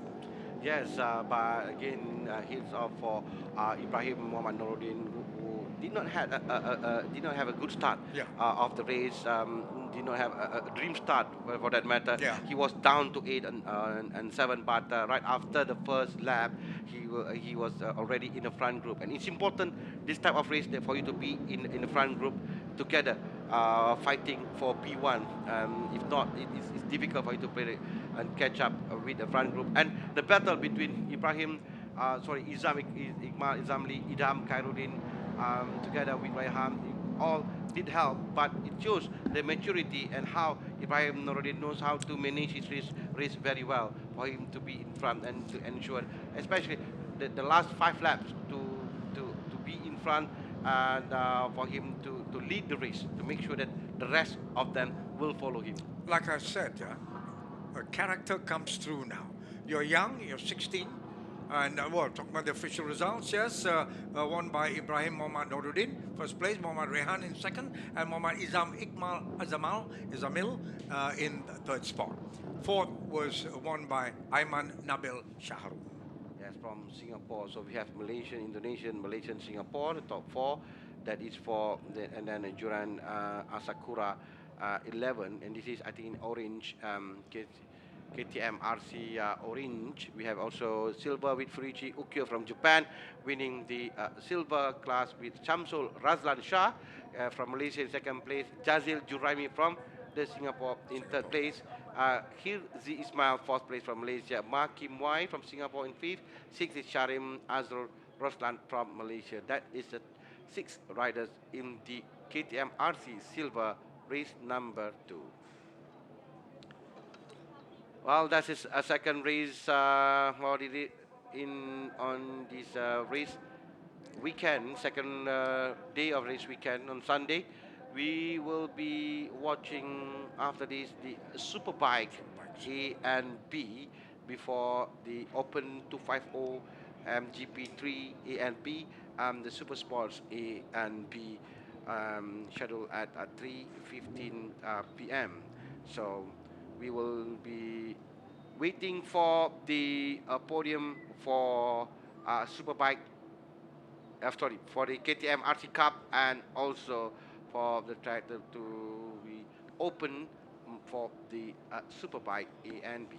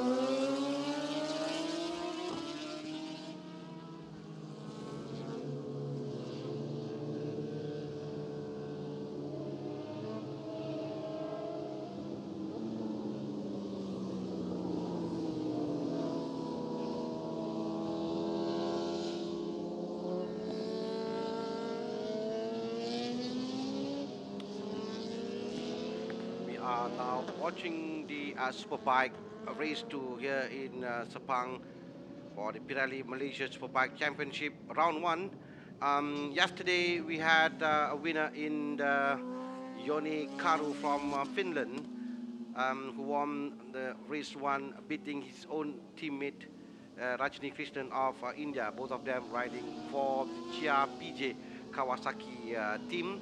Whom Karu rides the Kawasaki ZX-10R for Team Chia PJ. Won the race in third place. It is in race 1, Mark Kendall again, and also with Kawasaki ZX-10R. The rider on the grid, incidentally, was his bike number 83, Farid Badr Hisham, but he did not finish the race yesterday after completing only 7 laps in Superbike 8. So this is a time for Farid Badr Hisham, who had a vast experience of racing in Superbike. He raced in the British Superbike Championship before, so this is a chance for him to win the race.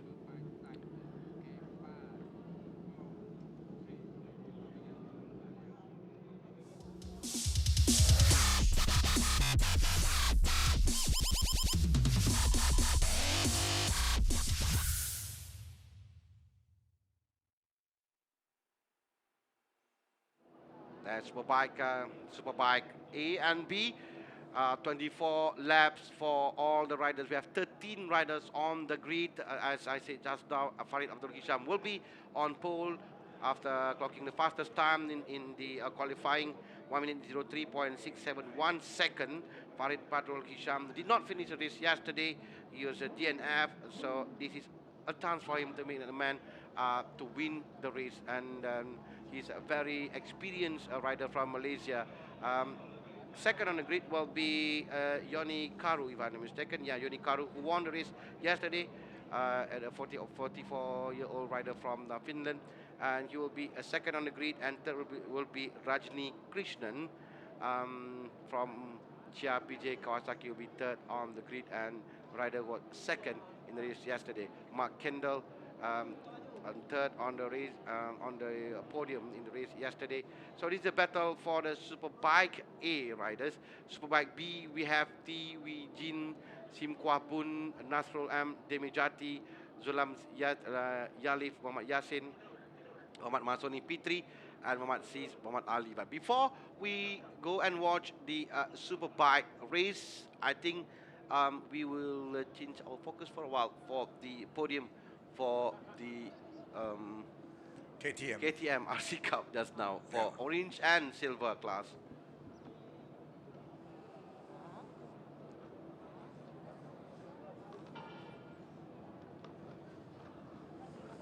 As we are now preparing for the Superbike race, the weather seems to look okay. The track temperature now is 37.7 degrees Celsius. It's quite warm out there. That's the correct English. I like the way you say warm. Huh? Yeah, warm, but it's not warm. It's really, really hot on the track. Where we are sitting now is quite cold inside the commentary booth, but outside there is really, really hot. We are extremely cool. As compared outside there. Outside there, it's a scorcher at the moment. Huh? But it's good weather for racing. This is what they wanted to have rather than yesterday. Yeah. It was raining and the race was halted. Super Sport, if I'm not mistaken, was red flag because of the rain. So, but today, as what we have now, so far, we had a good weather, a good Malaysian weather here in Sepang. I think at the moment, going by what you say, Army, sky looks okay. Not dark clouds, no dark clouds at the moment. So I would say if weather can hold, and we are looking at 2 other races to follow this, to complete the day. We have 3 more races, including this one. Yeah. So we hope that it will stay like this till the end of the day. So we're going to have a really great weekend of the Malaysia Superbike Championship round 1. Round 1, yeah. Yes. This is again Sepang, by the seaside, and weather can change at any time. it's really difficult for us to predict the weather here in Sepang. In fact, whenever there's an international race here and the international commentator will ask me how will it be like, I said, as a local, I should know more. Well, I said, I'm as clueless as you. Because can't really say, you can't really predict the weather here in Sepang, weather forecast in Sepang, because it can change at any time. Yes. That's the problem is, really. But as for now, it's warm and shiny out there, and Yeah. like you said, it's scorcher. So it's a fantastic what do you call it, the condition Our conditions for are racing. great. Yeah. I mean, if you look at it from the point of view of the pit people and the riders, I bet you most of them would say it's super conditions for some very good and competitive riding. I'm quite sure that. Yeah. But for those who were in the racing suit, won't be Wouldn't be, safe. but maybe they're waiting for the red lights to be Yeah. to go out, because then only they can. Well, the race is scheduled at three. Sorry, Superbike A and B is 1:55. Which is So about yeah, now, it's yeah. at any time now. Yeah. Yeah, it's about any time now for the race to start for the Superbike. We have two again, the Superbike A and B combined into one race. All right. So if you look back, we have 7 riders in Superbike A, and we have another 5, 6 riders in Superbike B. Well, all eyes will be on Farid Badrul Hisham, Unikaru, Rajini Krishnan, Mark Kindle, of course, because the 4 of them that yesterday were battling up front there. Seems to be a bit of Yeah. a delay now Mhm. at the moment. Yeah, seems to be a bit of You delay. see, the riders are walking off the grid. Mm, yeah, we're not really sure for what will happen. Yeah, I think all the riders now moving out from the grid to have some sort of space for them to hide from the sun. In fact, yes. Yeah, Yeah. So right. Based on the timing, the race should be should have should started. start by now. Um, from where we are sitting, we can see clearly that we are waiting for the board, for them to raise up the board, the 5 minutes board, or anyone will tell us that what is really happening out there. As for now, we are waiting for the Superbike race to start, and it will be at 24 laps for the Superbike. It's part of the Pirelli Malaysia Superbike Championship, and we have only 13 riders for round one. Normally, where we could have more numbers, more riders in round two and above. Then there will be 6 rounds altogether for this year. So it looks like everyone is camping by the side of the grandstand right now for all the riders and the teams. We are trying to get a confirmation on the delay of this race, the Superbike race. The 5 minute board already up. I think we will start the race very soon.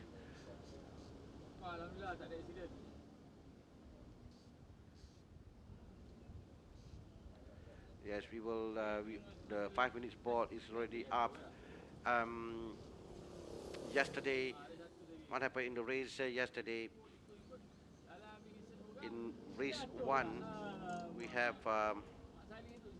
for the Superbike, Unikaru won the race, Rajini Krishnan in second place, Mark Kendall in third place, Ku Chen Yen with the Suzuki GSX R1000 in fourth place, and Gavin McDonald in fifth place. That's a top 5 for the Superbike Championship in round one, in race one, round one yesterday. So, Jesse, did we get any information? Yes. I just discovered that they were waiting for the podium ceremony to be Completed. completed. Oh, okay. That was exactly why the riders were asked to move off to the side Yeah, and because as you know, it's the heat from the track Yes. would be quite difficult to bear. Yeah. Yeah. Yeah, with the racing suit. Yeah, all worse. stuff. Yeah, and the poor umbrella girls as well. Yeah. You can appreciate their discomfort. And now we're just waiting for things to get away because just we saw the 4-minute board that Yeah. was displayed there, and now we are coming down to what I like about the way things are organized in motor racing, precision. You're talking about right down to the minute. And even though right now, well, we are out over a minute right now, Yeah. as far as following the actual time at 1:55. And right now, it's almost early, it's 2 o'clock. 3-minute board is up, and we are now shipshape, waiting to just get things going. Because thinking also of the superbike, talking about Farid Abadul Hisham, I think he was also a guy we chatted before. And Oh, yeah. yeah, Yeah. very experienced rider, very experienced rider. And even Kahu has also been racing very well, very well. Rajini has also been racing from India. Remember, we were here when he was making his debut here.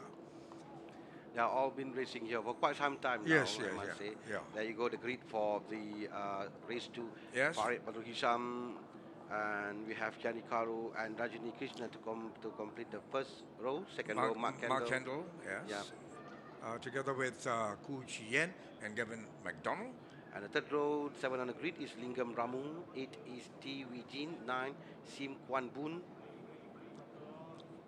That is the third row. Followed by Nasrul Nabijati.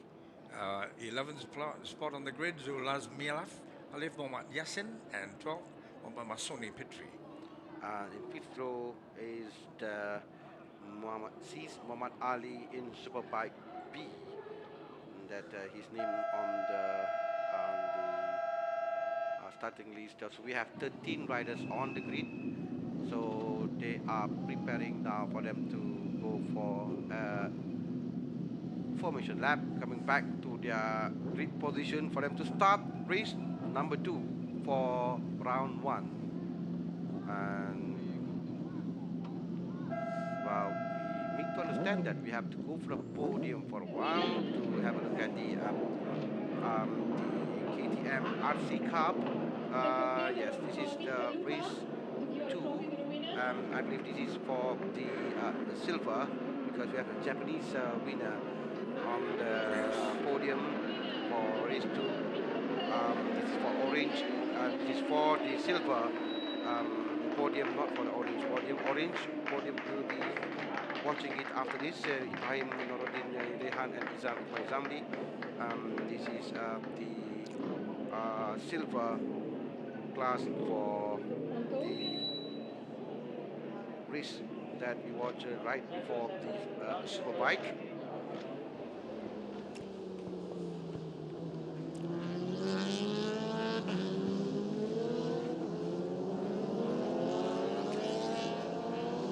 Okay. Right, we are now actually the warm-up lap for the Superbikes, and this is also going to be another anticipated a good race. The A and B, Yeah. 7A and 6B, 13 bikers right now on the track and about to come around to take the grid positions for the start of this 24-lap race.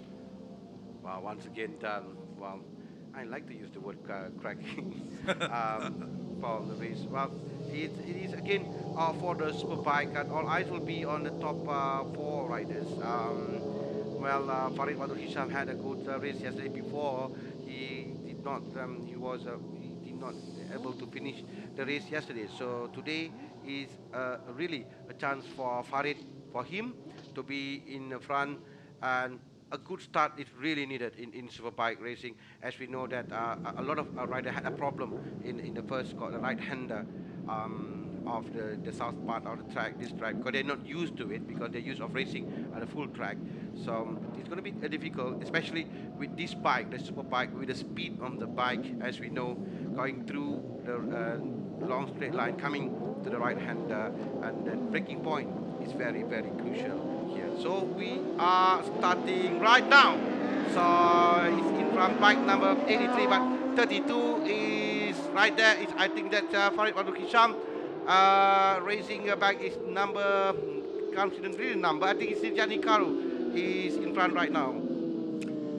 Well, taking that, you might say, hairpin is definitely going to be a bit tricky because once they come out, because they are big bikes, they got a lot top end, very much better than the previous races. So it's going to be pretty exciting as we see them now tackling the technical part of the track, where if you follow the actual main track, it's turn 9, turn 10, turn 11 before you brace for the back straight, but that will be the straight here to pass the start and finish and then tackle the hairpin. So it's going to be quite interesting to see how the superbikers are going to handle the preparation, the late braking, the braking point as they prepare for the hairpin. Yeah, they did around 1 minute 03 seconds in qualifying, and yeah, it's Yoni Karu is leading the race right now, as I suspected. Bike number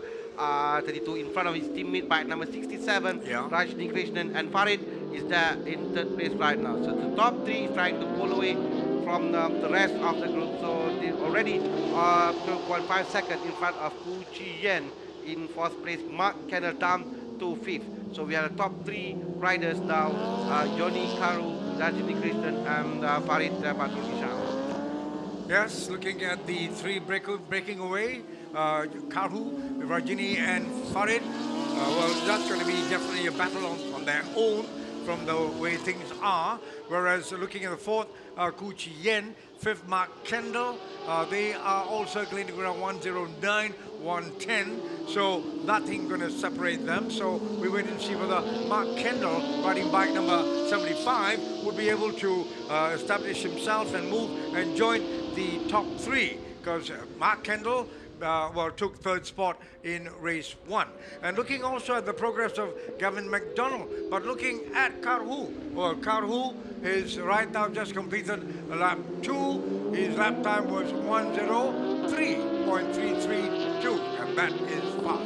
Yeah, imagine the speed that they have in the long straight line, and they have to make a really perfect braking point at the first corner. That's really crucial here, and it's really difficult for a superbike like this. But Karu and Rajni Krishnan so far did well, and then they're maintaining their speed consistently in front there. So they are leading the race. The top two riders from CRPJ, Kawasaki, and now it's really a battle between the two teammates, Rajni Krishnan and also Yoni Karu. As we can see, it's already have a gap between them and Farid Badrul Hisham. Then they're increasing the gap, and they are coming right to the long straight line to the first corner once again. It is 0.6 seconds now between Farid and Yoni Karu. Yeah, looking at the way they braced themselves for the hairpin, and Karu did extremely fine together with Rajini. But I'm looking at Farid Badrul Hisham, not too far away, still keeping within attacking distance, and I think it's going to be developing into a fierce battle as they get into that left-hander, right-hander, as they go through the 3-4 corners before they come through to that straight again. Just like what we discussed, or maybe because he knows it's 20 laps to go, and with the battle that they had between the top two riders, and both are the teammates, so maybe he's waiting and just cruising behind, but make sure that he's right behind the top two and waiting any movement that is to make any mistake they could have made, so that he can take advantage of it. Now Farid right behind Rajni Krishnan. Well, I think Rajini is probably even trying to play a team game, you know. He's got to protect Karu as well. Karu, you run away. Probably they might be having their own team orders. But don't forget, looking at Farid just set clock the fastest time in the race with 1:03.158 seconds. Yeah, so you look at, they are the top three. Mark Kendall's fastest 1:05. So he's 2 seconds off the pace, not able to keep together in that top group of 3. So it's going to be interesting. But looking at Rajini, he is playing a slightly different game. Yes, yes, because he was battling hard with Karu before this, but now it looks like Farid is pushing him, and he has another job of make sure that Farid will not get past him. Yes, because of his teammate Karu is leading the race, but again, Farid had a problem of trying to get past his 2 riders, and from the inside, it is side by side now. Farid just Rajini goes in now. Rajini goes in now, yeah. Rajini goes in front. Yes, Rajini is now leading. In fact, with Farid in 2nd place. Like I said, remember they were abreast there down the straight, obviously trying to play Badrul. Badrul, I mean, that's the way I'm looking at it. I may be entirely wrong, but that's the way it appears. But I think there seem to be team orders at this very moment, and Badrul is doing very, very well, I must say. He's already gone in between them, and Badrul has done a 1.3.158, 1.3.158, and that is very, very fast indeed.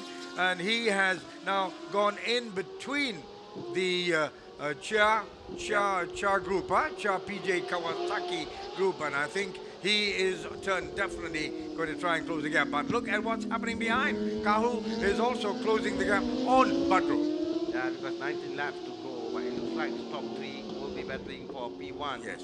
Because rider in 1st place, Mark Kendall, is around 11 or 12 seconds behind. So this is the top 3 that really matters right now. And a chance for Karu from the inside.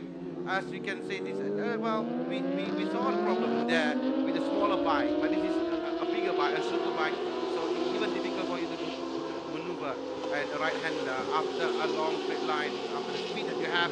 But there you go, because we have now Karu in front of Farid Badrul. Well, what a battle that's really unfolding at the moment. But I'm enjoying myself because I'm looking at, Karu, who managed to get in ahead of Badrul. Badrul, no answer at all, even though Badrul, I thought, had a bit of a drop on him going into the hairpin. But I think Karu has done very well with Rajini trying to be, well, about half a second ahead of second man. 18 laps to go, it's a long way for this race. So we have to look at a lot of things in racing.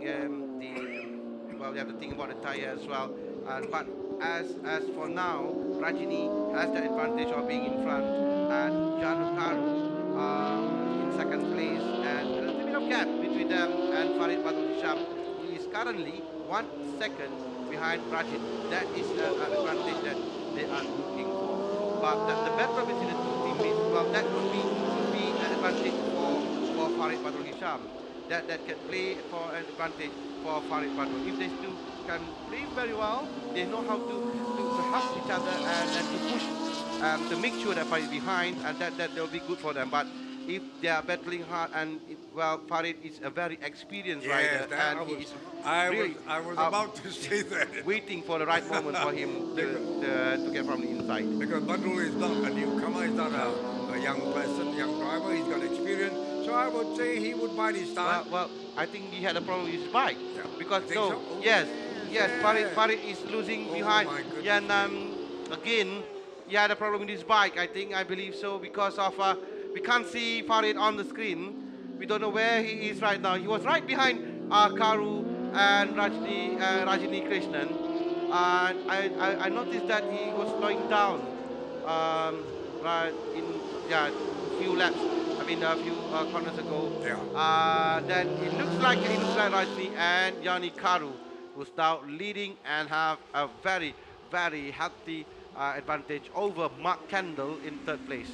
Yeah, Rajini is holding a very good 1st place at the moment. But it's sad that Farid, if something is amiss with his engine, if it's a mechanical problem, really sad, because I thought the build-up to this particular race, Superbike Race 2, with Farid would have definitely brought in a little extra excitement, because the 2 Kawasaki boys of Rajini and Kahu would be a bit difficult, because they're very consistently doing 103, 104. But right now, looking at Farid has gone down to a 105. That's about a second slower than Karhu. I believe something is definitely amiss.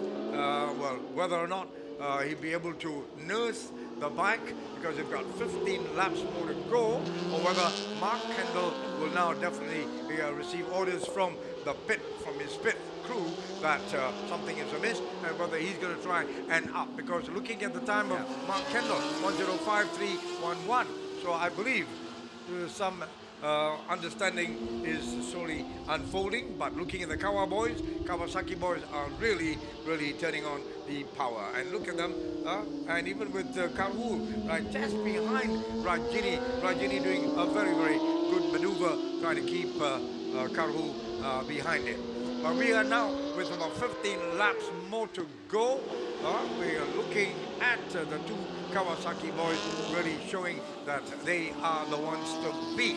Whereas Farid Badrul still around, but he's 5.5 seconds behind the leader. I wonder what happened to Farid Badrul Hisham. Suddenly he lost the speed and he's still in third place, but as you said, 5.7 seconds behind Karu and Rajini, with Mark Kendall in fourth, Chen Yi in fifth place, Gavin McDonald in sixth place. Just like in the race yesterday, the race order is almost the same except for Farid Badrul Hisham not in a final result of the race. So in 14 laps to go, Rajni Krishnan and Yuni Karu looking good for them to win the second race for the team. Now the matter is that who will be the winner between Rajini and Yuni Karu. Only 0.4 seconds separating the top two, 0.2 seconds in fact, between the top two riders from the Kia, PJ, Kawasaki. And Farid just blocked the fastest time, 1:03.150. Suddenly he found back the speed that he's looking for. Why not? But looking also at the battle for the B category, guys, T. Jin is having his hands full with Zulaz Bialif, Muhammad Yassin. As you can see them battling now. And now number 74 now has gone over and taken the lead for the B category. So looking at the developments now, even good to know that Farid has managed to up his tempo and he's set a 1:03.150. Well, maybe with 13 laps more to go, you never know. Never know indeed. Well, anything can happen in racing, but barring anything happen, it will be Rajini Krishnan and Yuni Karu race. As you can see now, side by side. It's only that how they will calculate at the end of the race who will cross the finishing line first, either Krishnan or Karu.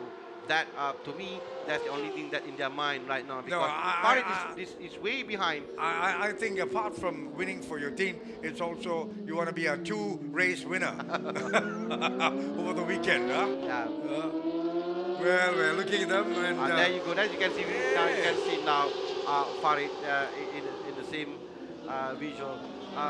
As like you said, just personal glory and also your team glory is one that you are looking for right now, because Yuni Karu won the race yesterday, so he will have a really good advantage. He can win his second race. But as for now, bike number 67 in front, bike number 22 in the second place. And not only that, Farid Badrul Hisham is 3.4 seconds behind them right now. Closed the gap. And yes, he's faster in the sector 1. And we will at the section 2 whether he can get even faster timing. Yes, judging from this, I think Farid now is 2.8 seconds behind Rajini and Yuni Karu. And as you say, remember, Mark Kendall must have heard us talking, because he's up his ante, he's gone under 1:05. So he's also pushing, right, with the possibility of maybe being on the podium once again. But not only that, Farid already clocking the fastest time ever, 1:02. In fact, for the whole weekend, the only rider who did that below 1:03 second for the whole weekend. So he's really pushing his bike really hard to get to be close to Karu and Rajini Krishnan. He was 22.8 seconds behind the two JRPJ Kawasaki riders, but I believe that after this lap, he will be closer behind Karu and Rajin, rider from HKM Time Bike Racing Team, Farid Badrul Hisham. But you know what's on my lips right now is the management of your race. Yeah. Management of your race. If you can manage your times, get your consistent lap times, creep up slowly, bridge the gap, and be poised maybe with 3 laps more to go. Well, and then attack. Yeah, the thing is that the problem whether they are battling with each other or they're helping each other. I think they're helping each other. If they're battling with each other, because the bike at number 83 is Yeah. now coming really close behind them, 2.1 second behind the top two the CRPJ Kawasaki riders. If they help each other and trying to get as fast as they can from Farid, that will be good for the team and for them, because Farid now is creeping slowly but surely right behind the top two. But looking at the way they're riding, it appears as if they're pacing each other. They're pacing each other. They're not pushing too hard. They're teammates. So probably waiting for the last 3-4 laps. I mean, no, that's only speculation. Yeah, but that could be a mistake for them, because now Farid is 0.9 second behind the other. You go. Will make his move now. Yes, that is. Oh no. Well, it looks like Rajnik gave a space, open the door for Karu, but in the very last minute, and he closed the door back, and still in front, leading with Farid now currently right behind the tail of Joni Karu of Finland. And Harvey, the race has just started.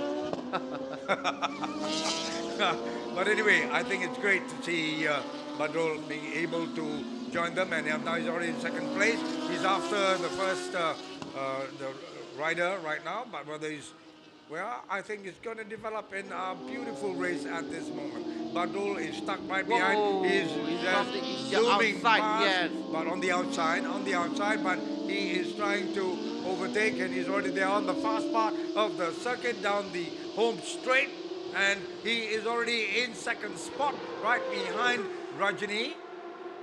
Yeah, if you look at the 3 riders, they're side by side right now, coming to the first corner, where they have to go very slow it down for the right-hander, and it's very tricky, very difficult, because you can easily overshot this corner, and it looks like they are now catching up with the back marker again. That will be an advantage or disadvantage for the top 3. As you can see, Farid Badrul Hisham is still in second place. Rajini Krishnan still leading the race, but 8 laps to go in Superbike. Still a long way to go to the finishing line. Well, very good prospect of a fantastic finish. And looking at Badrul, he seems to be all right. We thought we had a problem with his bike, but I think he's riding very well at the moment. And but I think the back markers are giving them quite a problem at the moment.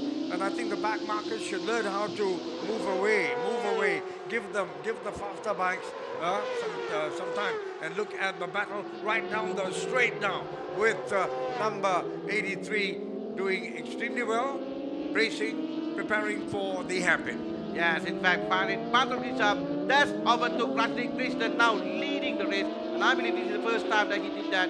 Farid Badrul Hisham in the race is now in front of Rajni Krishnan. Now, the second question is whether he can stay there until the end of 7 laps to go. Because we saw how he can, from behind, he tried his best to catch the top 2 riders, and he did the fastest time of 1 minute 02 seconds. What we are afraid is that maybe the tire degradation, maybe he has used all his tire while pushing the top 2. 7 laps to go. We'll see how strong is the bike and how's the grip of tire for Farid Badrul Hisham for him to win the race. As for now, he's trying to break away from the 2 CRPJ Kawasaki riders. Well, some might think that he's making a breakaway a little too early, because we've got 7 laps more to go. Maybe when you do that, then your tires are going to be worked a little harder. Yep. Your braking is going to be a bit harder, and so the impact on the tire wear would definitely be experienced. So, but never mind, we've still got 6 laps more to go. It's going to be a pretty interesting race right now, but they're mixing up with a lot of back markers, and that would, I think, spoil their plans a little bit. They're not able to get a clear race right through.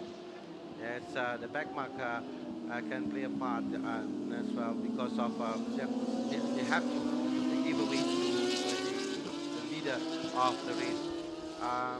But now that, as you can see, Farid is surrounding by the back marker. But it's clear now, clear, only one more rider in front of him.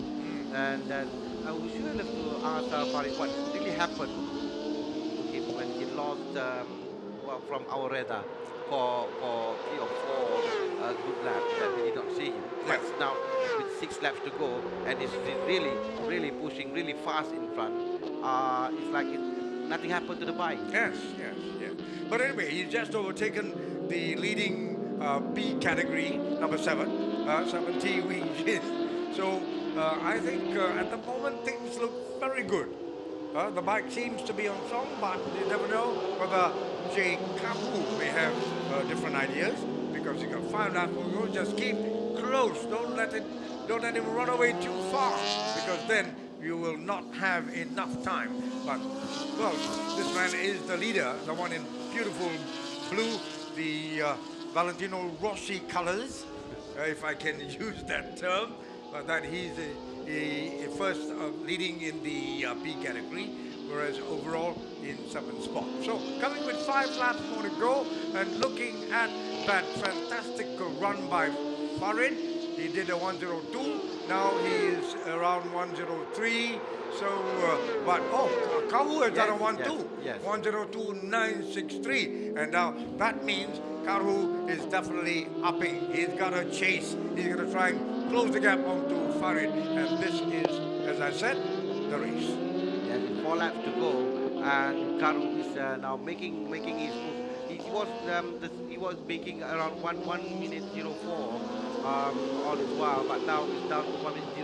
In fact, he's at the fastest time, a personal best in the lap before this, but it's still around 0.9, 0.8 seconds behind Farid Badrul Hisham, because Farid is constantly making 103, 102, and that is a good speed for him. Yes. With 4 laps to go, that he has to maintain his speed. But I think because I'm looking where is Farid Badrul Hisham. Is that Farid in behind or in front? Because of he's in front of him, right, number 83. Yes, that's Farid Badrul Hisham, yes. around 0.8 seconds in front of Yoni Karu. Karu won the race yesterday, and he's also a very experienced rider here in Sepang.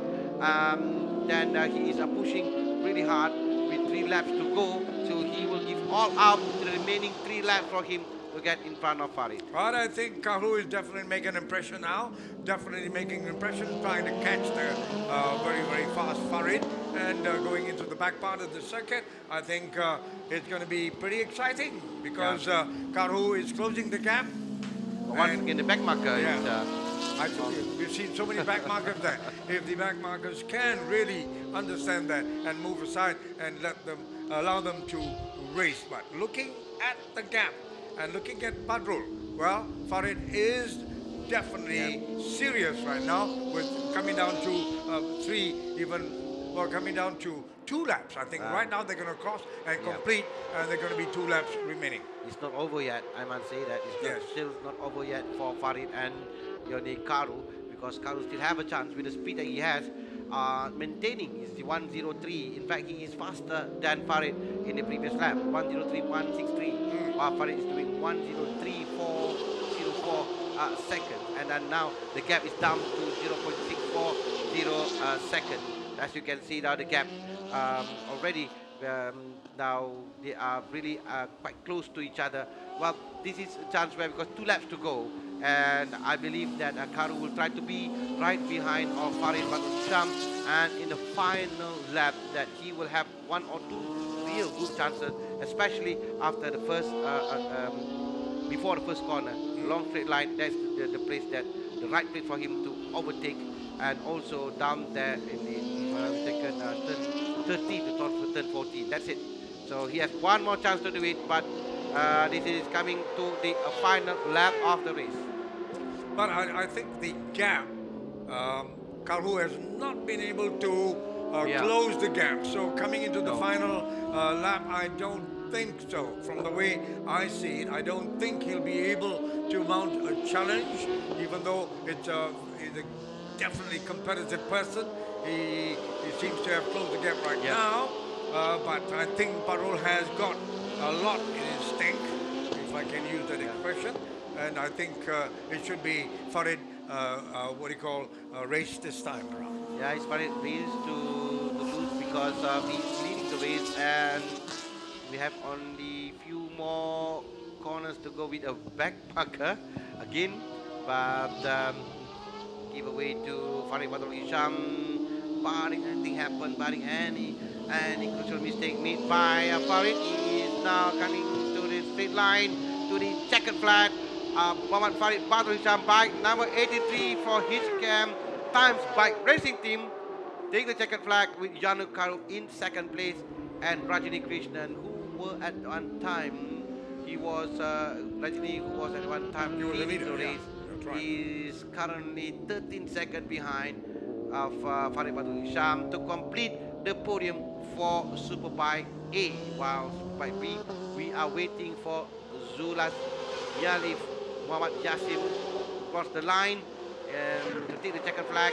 Bike number 74. In second place, bike number 70, Wee Jin.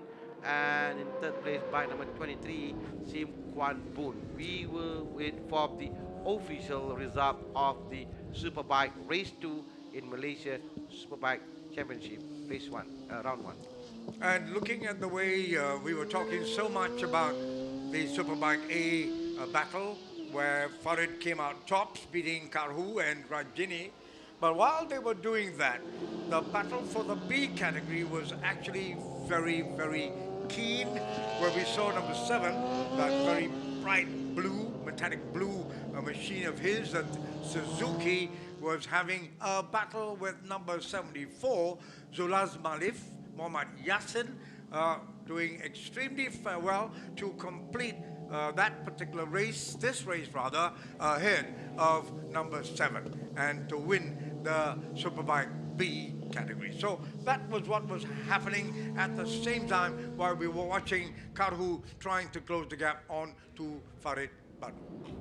Yes, indeed. So that concludes the Superbike race 2 here in Sepang for the second day of Pirelli Malaysia Superbike Championship. We have 2 more races to go, and don't go anywhere because we still have the Open 250 MGP for A and B, and the Super Sports A and B will take place right after this and after the podium of Superbike A and Superbike B, and we are waiting for the final official result of the race as well. I think all the riders finished the race, if I'm not mistaken. Yes. Yeah, I think so, because we have one, Sis Muhammad Hali, who completed 20 laps, 4 laps behind. Yeah, I think all of them did finish the race. So it's a good race for Superbike here in Sepang. And they only use, as you can see, the front part, and that will create a lot of problem for riders, especially in the first corner. Yes. Yeah, there you go. That's the result. Farid Badrul Hisham won the race with Yoni Karu, the winner of the race 1, in second place. Rajini Krishnan in third place. Mark Kendall fourth, fifth Ku Chi Yen. Sixth place is Gavin McDonald with Lingam Ramu from Malaysia in seventh place for Superbike A, race 2. For Superbike B, race 2, we have Zulaz Mialif Muhammad Yasin. He is 7th overall. He's the leader of Superbike B, together with in second place T. Wee Jin. So waiting for the official result. Yes, there you go. Zulaz Mialif Muhammad Yasin in first place. Second is T. Wee Jin. Third, Sim Kwan Boon. Fourth is Nasrul Demijati. Fifth is Muhammad Masoni Pitri. Sixth is Muhammad Ali. So now we are waiting for the podium and also waiting for the next race. Is the Open 250 MGP3 here in Sepang.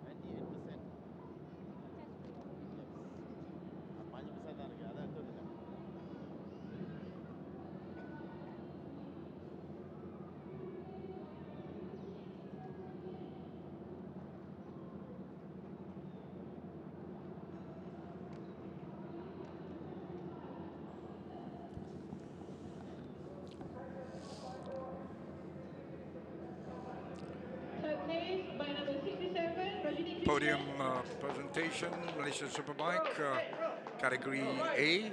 Second place by number 32, Yeah, this Johnny is Carroll. Superbike A, Yeah. of course. And the winner by number Superbike B. 11. I think it's Superbike B. B. No. Yes, this is Superbike A. A, Superbike B, you can see And that, I huh? want to call Jessica Khamis to give all the trophies to the winners. Fifth would be Ku Chi Yen, actually. Bike number 66, receiving fifth spot. Fourth goes to number 75, Mark Kendall. And in third spot, it's Rajini Krishnan from India.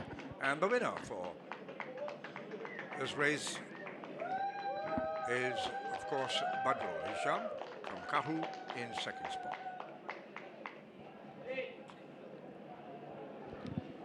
And that is the podium Superbike A, race to the 5 winner with top 3. And we saw how Farid Badrul Hisham this time, he was disappointed yesterday for not completing his race, and today he beat the 2 Chia PJ Kawasaki riders. So with that, we are waiting for the podium for Superbike B. We will also be waiting for the whole track to be open for the Pirelli for the Open 250 cc, and the track temperature is now 38 degrees Celsius. Well, we're gonna watch the 250A and B. Aiman Tahiruddin, Jazil Juraimi, Karo Anwar Jamil, Zafi Zamani. All of them will be battling for the Open 250. And this is for the Superbike B. Yeah, the top 5 riders for the Superbike B.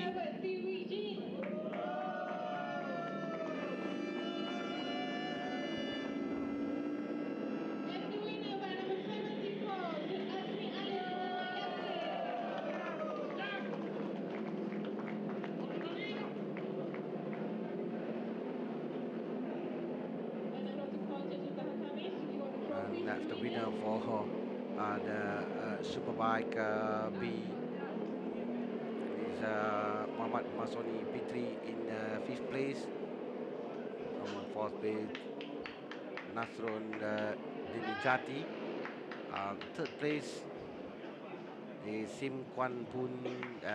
2nd place for Superbike B is T Wee Jin. And the winner for Superbike B is Zulas Mialif Matiasin. And that we conclude the Superbike category. We still have 2 more categories to go. This Open 250 first before the Super Sports. And as for the Open 250, well, the first race was ruled by the Singaporeans with Muhammad Jazil Juraimi and winning the race, beating his compatriot Khairul Anwar Jamil, and Jazil with his Kawasaki 250, beating Khairul Anwar with Honda CBR 250R. And the Malaysian Zafir Zamani took third place on Yamaha R25 machine. So we have Kawa, Honda, Yamaha on the podium, on the top 3 of the podium yesterday in race 1. So today is race 2. Based on the results yesterday, again, we still have our eyes will be on Jazil Juraimi once again with Khairul Anwar Jamil, but Zafir Zamani in 250A also, he can give a tough a good fight for the 2 Singaporeans. And in the B class we have Afik Daniel Izzat Bogus, Muhammad Fitaus Aziz Shamsir Hamimi, Azrin Helmi Muhammad Ghazali, Yap Tek Hao, Muhammad Hilzi Ismail along Wing 5. Luz Haris Erwan is in 250A, but he will start the race in 17th on the grid, did not clock any time in the qualifying. With Wadif fifth on the grid, Yap Tek Chow, sixth on the grid in the 250A. Muhammad Qarizmi Muhammad Nasir, seventh on the grid, Angelo Neo, eighth on the grid, Dinesh Kumar Devados, and ninth on the grid. 17 riders all together in the open 250cc class. Actually, this category, I think is very interesting because it's not big, not heavy. Even horsepower is not so difficult to handle. Yeah. So I think configuration is very interesting. That's why it's interesting to see how the Yamaha will handle the Kawasaki or the Honda. That's the way I look at it. Even though the Honda Harul Anwar Jamil is definitely also right up there. We're talking about the other riders and also looking at Muhammad Aiman Tahiruddin, Zafir Zamani. So even though we've got a lot of there is an Indian boy from India, Dinesh Kumar, Singapore, Angela Neo, and incidentally, Angela Neo is also a good rider. He's been doing pretty well. We've got quite a number of Singaporeans. Harul Anwar Jamil is from Singapore. Muhammad Jazil Juraimi, number 16, is also from Singapore. So, well, of course, a lot of Singaporeans, they don't have a track there, purpose-built track, so they have been definitely making their trips here, and of course for a long time, even into Johor Bahru.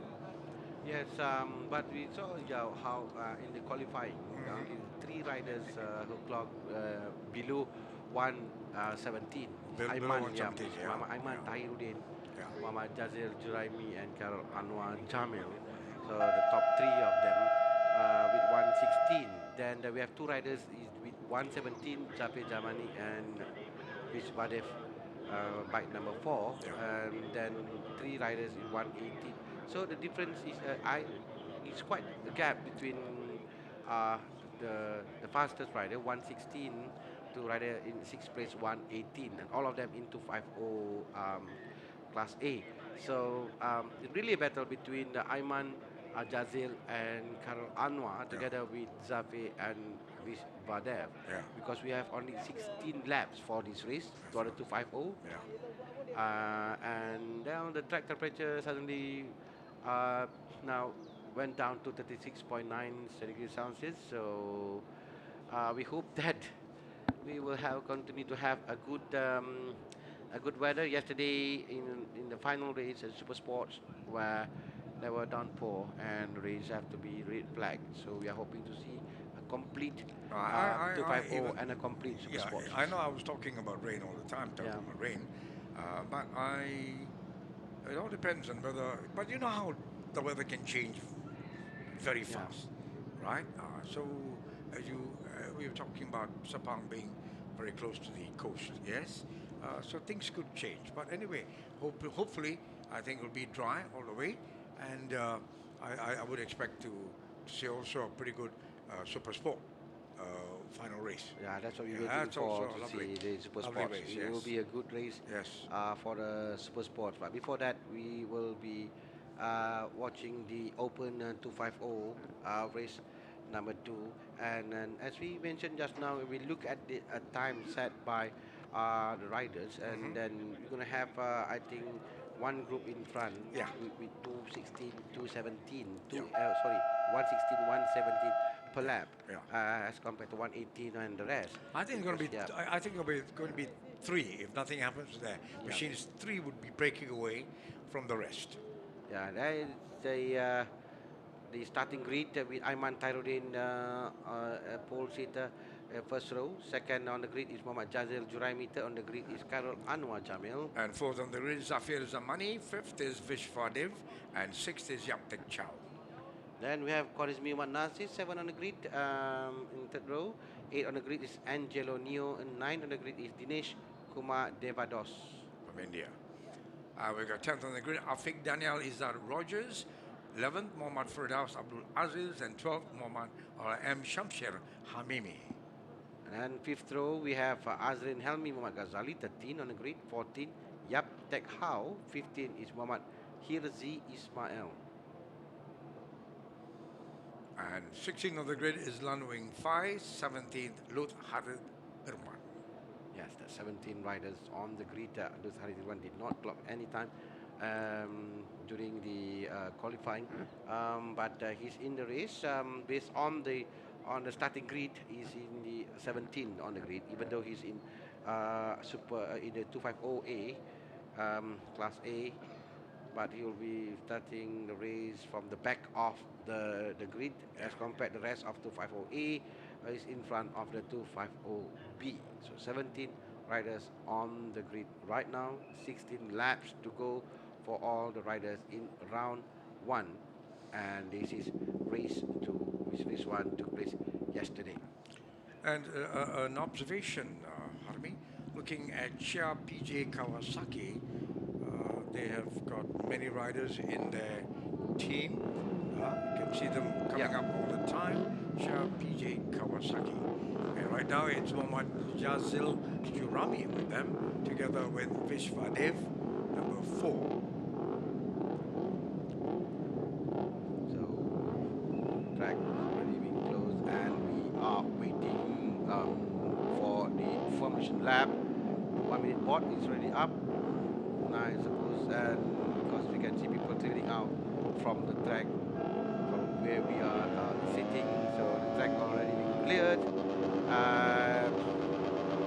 They are all waiting for a, yes, there you go, the green flag been waved for them to make one formation lap back on the grid position. Yes, once again, we will give a special attention to bike number 55, bike number 16, and bike number 7 especially, and bike number 17 of course. So as you said, we are maybe expecting the front group to run away because of the time that they clocked in qualifying and also in the race yesterday.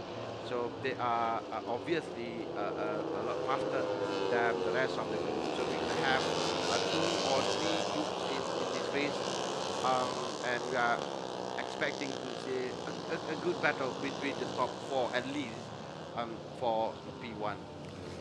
But looking at the 4th fastest lap time, it's about a second slower than the fastest time set by Ayman Tahiruddin. So when you look at the 16 laps, so you can see how far he's going to be from the top 3.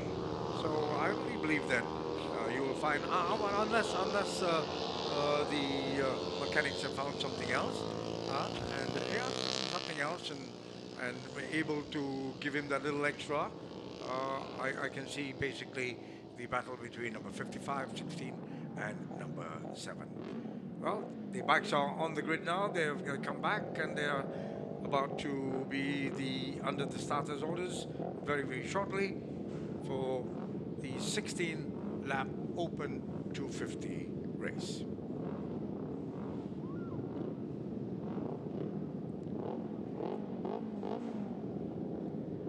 Waiting for the red light first, waiting for the green flag to be waved. We are all now good to go for racing. We are starting down. Bike number 7 had a good start. That is Kara Anwar Jamil, but Jazil Juraimi also clearly, yes, right behind Kara Anwar.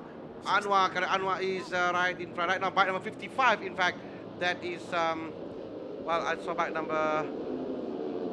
Can't really see the number. But it's number 16. Number 16 is in front now. Jazil Juraimi. That's right. I'm 55.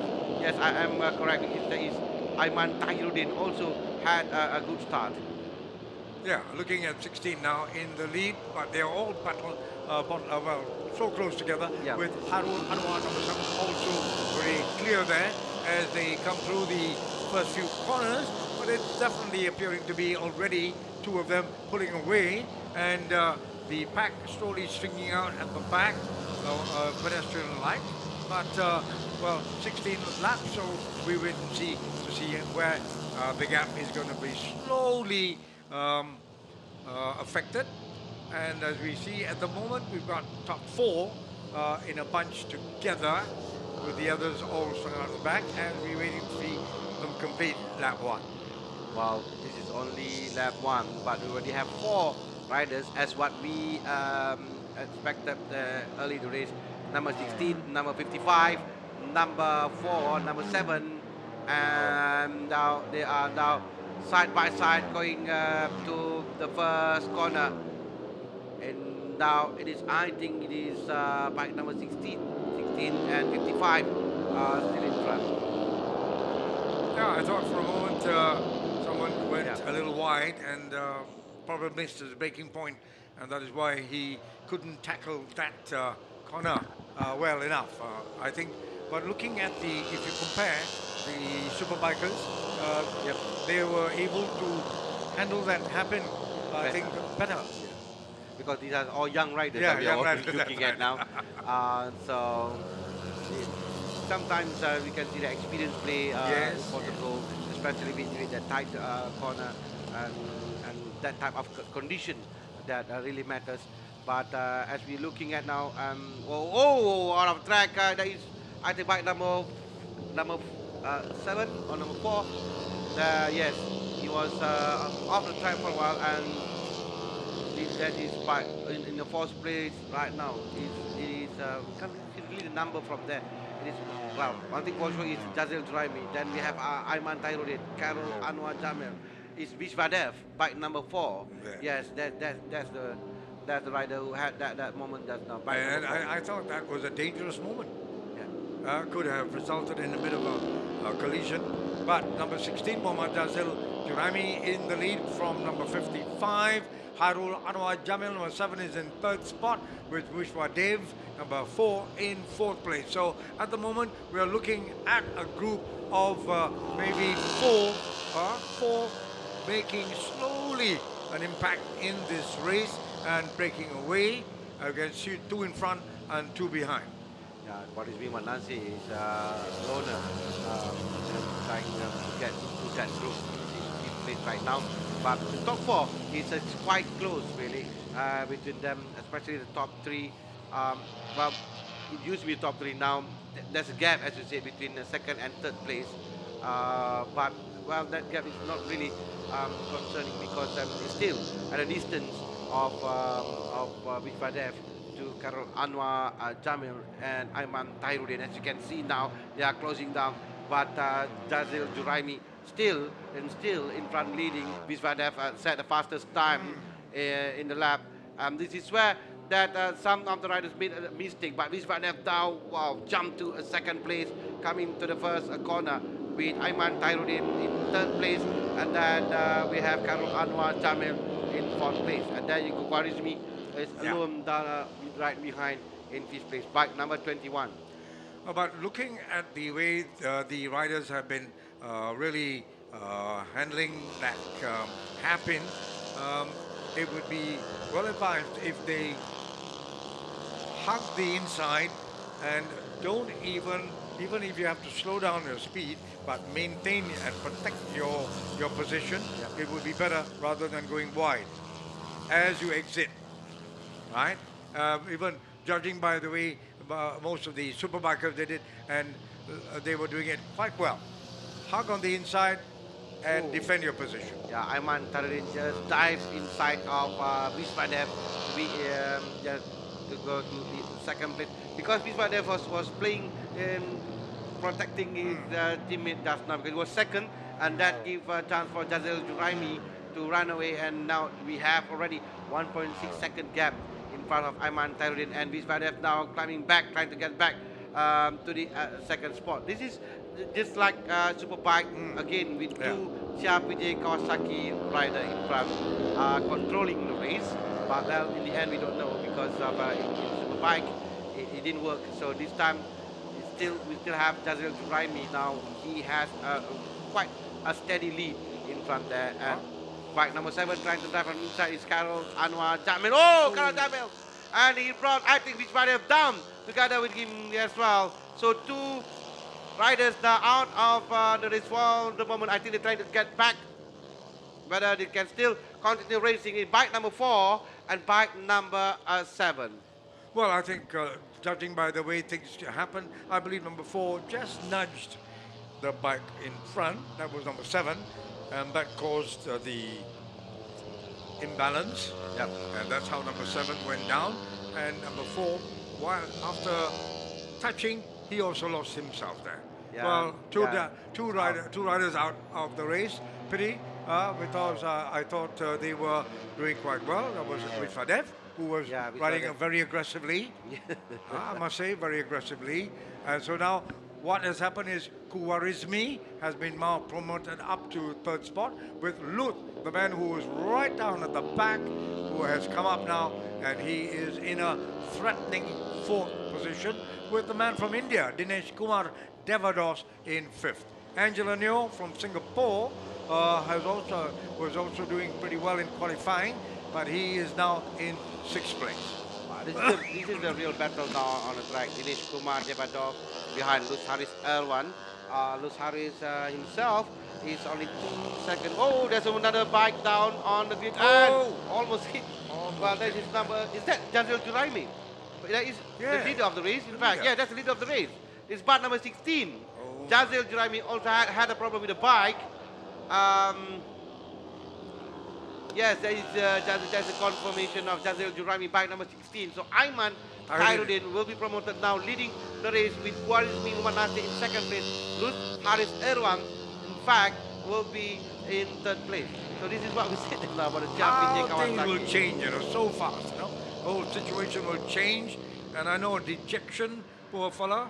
I mean, after a lot of preparation, you can imagine how you feel, But anyway, yeah, this is a battle for 2nd place. In fact, that is bike number 14, Dinesh Kumar Devadas, just overtaken Muhammad Qarismi Muhammad Nasir, and then now Luz Haris Erwan is right behind Qarismi Muhammad Nasir for trying to get into the 3rd place. This is the battle on the track because Aiman Khairuddin is almost 7 seconds in front of this group. well, that's a pretty good gap there for number 55. And so right now, as we look, the battle for 2nd spot is going to be very hot indeed. Kuwarizmi, number 21, with Dinesh Kumar Devados, and Luz Haril Erwan also doing with Angela Neo further down. Angela Neo is about 3 seconds behind Lut. So the battle for 2nd is going to be really hot between 21, 14, and 38. Yeah, that's what's happening on the track right now. Yeah, bike number 14 is still leading. Bike number 21. Oh, bike number 21 had a problem and is out of the race. That is Qarismi Muhammad Nasir. He almost touched, I think, Dinesh Kumar as well. Yes. But I think Dinesh is still in the race. It's only Qarismi Muhammad Nasir who is already out and trying to get back on the track, but I don't think so that he can continue the race. Whether it still can. No, the marshal is asking him to go out from the track. Yeah. Dangerous, very dangerous there. But he is trying to get back to the race. So it's changed again with 9 laps remaining. So I think it might be also, as you can see, track temperature is down to 34 degrees Celsius.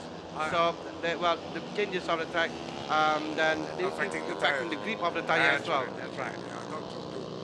I was for a moment thinking that in Sepang here could be drizzling somewhere else. Yeah. So Yes. that was just what I thought, but I don't think so. I don't really think so. So it's Aiman Khairuddin, number 55, leading now after 7 laps. Yeah, but look at this man now. It's Luz Haris Erwan and Dinesh Kumar Devadov. Luz Haris Erwan, as we know, started the race 17 on the grid, and is now battling for P2 in the race. Yeah, He's Podium currently now. third. Podium. Currently third, and then he's trying because he was in front of Dinesh Kumar just for a short while, but 8 laps to go, and Luz Haris Erwan still has a chance for him to be in second place. To win the race, well, it's quite impossible now because it's 10 seconds, almost 10 seconds. Ayman Khairuddin is leading the race, bike number 55. Well, I'm talking about Ayman, number 55, lapping below 119. So that's why you can understand why the difference is about 10 seconds. He is moving and he's got a front road in front of him completely. But the battle here, fantastic, 38 and number 14, 38, 14. And Luth doing pretty well as well. After, as you said earlier, having started in 17th spot. But I'm also looking at the progress of Angela Neo, but he's about 2 seconds behind Luth, but in a position even for a podium if anything's going to happen. Well, we've got 8 laps more to go, so anything can happen with Luth Itwan trying his level best to get in front of Dinesh Kumar Devador, but he went wide around that last corner and he lost some precious time. That is the battle for P2 with Angelino is coming up and closing the gap. Number 18 from Singapore trying to join in the battle and close the gap onto Luth Haril. Haril, as we see now, Luth driving his black and green just behind number 14 Dinesh Kumar of India. Now might be beginning of the race in fact, or might say beginning of the day. He never thought that he would be fighting for second position in the race. That's right. Yeah, because we had such a good runners in front. But this is racing, anything can happen, and suddenly we have Luth Haris Irwan now battling for P2 together with Dinesh Kumar Devadov, and in fact Angelino also now closing because of the battle between Dinesh and Luth Haris Irwan. Angelo is now closing down to the group in front of them, in front of him, and all 3 of them now in fact can be in the second spot in the race. Well, it's exciting now, right now, when you think about the battles that's happening behind Ayman, number 55. So the intriguing battle right now is to see how Luth Harit is able to try his level best to close the gap onto Dinesh Kumar Devados of India. So India were looking for a podium finish with Luth 17th on the grid and now battling to remain on the podium. Angela Neo is creeping up. He's closing, looking at his times. He's about 1.5 seconds behind Luth Harit Irwan, and that is going to be very, very significant because he is definitely closing the gap. Yes, this is the battle for the. Let me have a look. Bike number 45, Azrin Helmi. This is for the Open 250B. That's right. Azrin Helmi Ghazali together with bike number 56. That's Shamir. Shamsir Hamimi battling for first and second in the 250B. As 250A, we have only the top 4 remaining. Ayman, Dinesh, Luth, and Angelo Neo, but the rest of them are already out of the race. That's right, yeah. What a talk. Oh, for a little while we saw inside. Yes, that's Irwan from the inside. Yeah. Fantastic move by Adil Salif Irwan, and now he's trying to protect his line, coming to the straight line, but here comes Dinesh again. Now they are side by side in the straight line, front straight line, going to the first corner. But as you can see, Luth Haris Irwan now, that is Dinesh Kumar Devadov, has a little bit of an age in front of Luth Haris Irwan. Yes, man from India, Dinesh, pulled up a little bit more speed there, going down the straight and in front of Luth Harit. But I thought Harit is not giving up at all. He's still hanging in there and trying to push up. But look at number 18, that man from Singapore, Angela Neo, closing the gap on them. They are fighting, but I'm right behind and I'm watching everything. Yeah, with 5 laps to go, and as you can see, track temperature down to 33.5 degrees Celsius right now. So the grip, it's a bit slippery for them on the track as well. So they have to be really careful in pushing the bike for them. We've got 5 laps remaining, and as you know, that they already lost a lot of grip on tire, and then track temperature is going down. Yeah. So with 5 laps to go, they still have a long way to go for them. Yes, 5 laps remaining, and it's already developing into a pretty nice battle that's happening behind Ayman. Ayman Tahiruddin right now, well, circulating 118, 118. Oh, he is about 1 second faster than Dinesh Kumar. So that's why the gap now between first and second has now come down to, not come down, has gone up to 11 seconds. Lut Harat doing pretty well. He's got definitely now Angela Neo, who is right behind Lut. Ayman Tahiruddin has a very lonely race. He's now in front, 11 seconds in front of Dinesh Kumar Devadav. It's his race to lose right now. Barring anything happen, he will win the Open 250A race 2. Looks really cool, relaxed, has no pressure. I'm sure that he looked behind and there's no one close to him behind. So he knows that it is his race to win. It's very clear, a clear track. As you can see the gap. You can see the gap now. There's a huge gap between Ayman and Dinesh Kumar Devadav and Lutharis Erwan. Well, the battle between Lutharis Erwan, Dinesh Kumar and Angelo Neo, I think will be settled at the checkered flag of this race. In fact, that is also another battle between Shamsi Hamimi and Adrin Helmi Ghazali. This is for first and second for the Open 250B class. The B class. Right, looking at the B-boys, 56 and 45 having their own battle. 56 and 45. Yeah. Pretty interesting there when you think about what's happening. Just like the Superbikes, we had A and B. And right now, look at Angela Neo. Yes, they are very close, the three riders now. Because I think the battle between Dinesh Kumar and Lutharis Erwan, and that allows Angelo Neo for him to close down, to get right behind the two riders in front. Well, he's benefiting actually from that battle, and because they are so hell-bent on trying to battle each other, well, that guy there is opening up and just keeping pace. And so I think it's going to be very interesting, but we're down to about 2.5 laps remaining, whether or not Angela Neo would be able to close the gap. He's riding bike number 18, but it's so far been pretty exciting, even for the A, where you can see how many A's? 118. Look at Ayman. His laps have been consistent. Yeah, but still 180. It's not slowing down. Ayman Tahiruddin, even that he knows that he's now leading the race, really far in front of the rider in the second place, but it's not slowing down. That's his previous lap time 118.616. Yeah. Best time 116.936 in the race. So it's now easing up a bit. Yeah. So it's really between Dinesh Kumar, Lutharis Erwan, and Angelo Neo, the battle for second and third.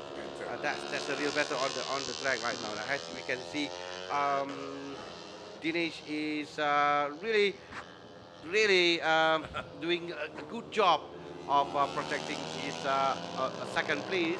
But 2 laps to go, with a gap between him and Lutharis Erwan, while Lut still has a chance to get past. But remember, we have to be very careful. If not, Angelo, who is waiting behind, will take advantage of any mistake done by the. Oh, we had smoke coming out. Is that a problem for the bike or no? It's just well, that's a back marker. I'm so sorry, bike number 99. Yes. And now they're beginning the last lap right now with Ayman Tahiruddin, right up there, very comfortable at the moment. He's got about 10, just gone down to 9.9 seconds in front of Dinesh Kumar. And you can't at all fault him if he begins to ease up a little bit. Yeah, just 119.260 seconds. Right, yeah. Because he knows he has that vast advantage. Now it's 9.9 seconds as compared to 11 seconds in the previous lap. But few more corners to go, not going to be a problem for Ayman Tahiruddin. So he did not want to take any gamble whatsoever in his final lap, cruising alone. Well, I'm sure that I would love to see what's happening behind him between the Dinesh Kumar, Luz Haris, and Angelo Neo. But we are focusing on the leader because this is the last lap, and he is coming to the final corner of the lap, going to the checkered flag. There you go, number 55, Muhammad Aiman Tahiruddin, winning the race, Open 250 Class A. And well, right behind us, a great battle between the top three riders. But there's a back marker to make it more interesting. That's a back marker in the middle of the group. In the end, Dinesh Kumar maintained in second place with Luz Haris Erwan in third place, Angelo Neo in fourth place. Well, drama to the end. I mean, I wonder why was the back marker right in the center of the track. So, I feel the person who also lost a precious, maybe you might say seconds or part of it would be Angelo Neo, because he was also within distance, but good run by Dinesh Kumar Devadas, riding bike number 14 from India, to take a second spot, fractionally ahead of number 38, Luz Harid, who managed to climb right from 17th position and finish up on the podium.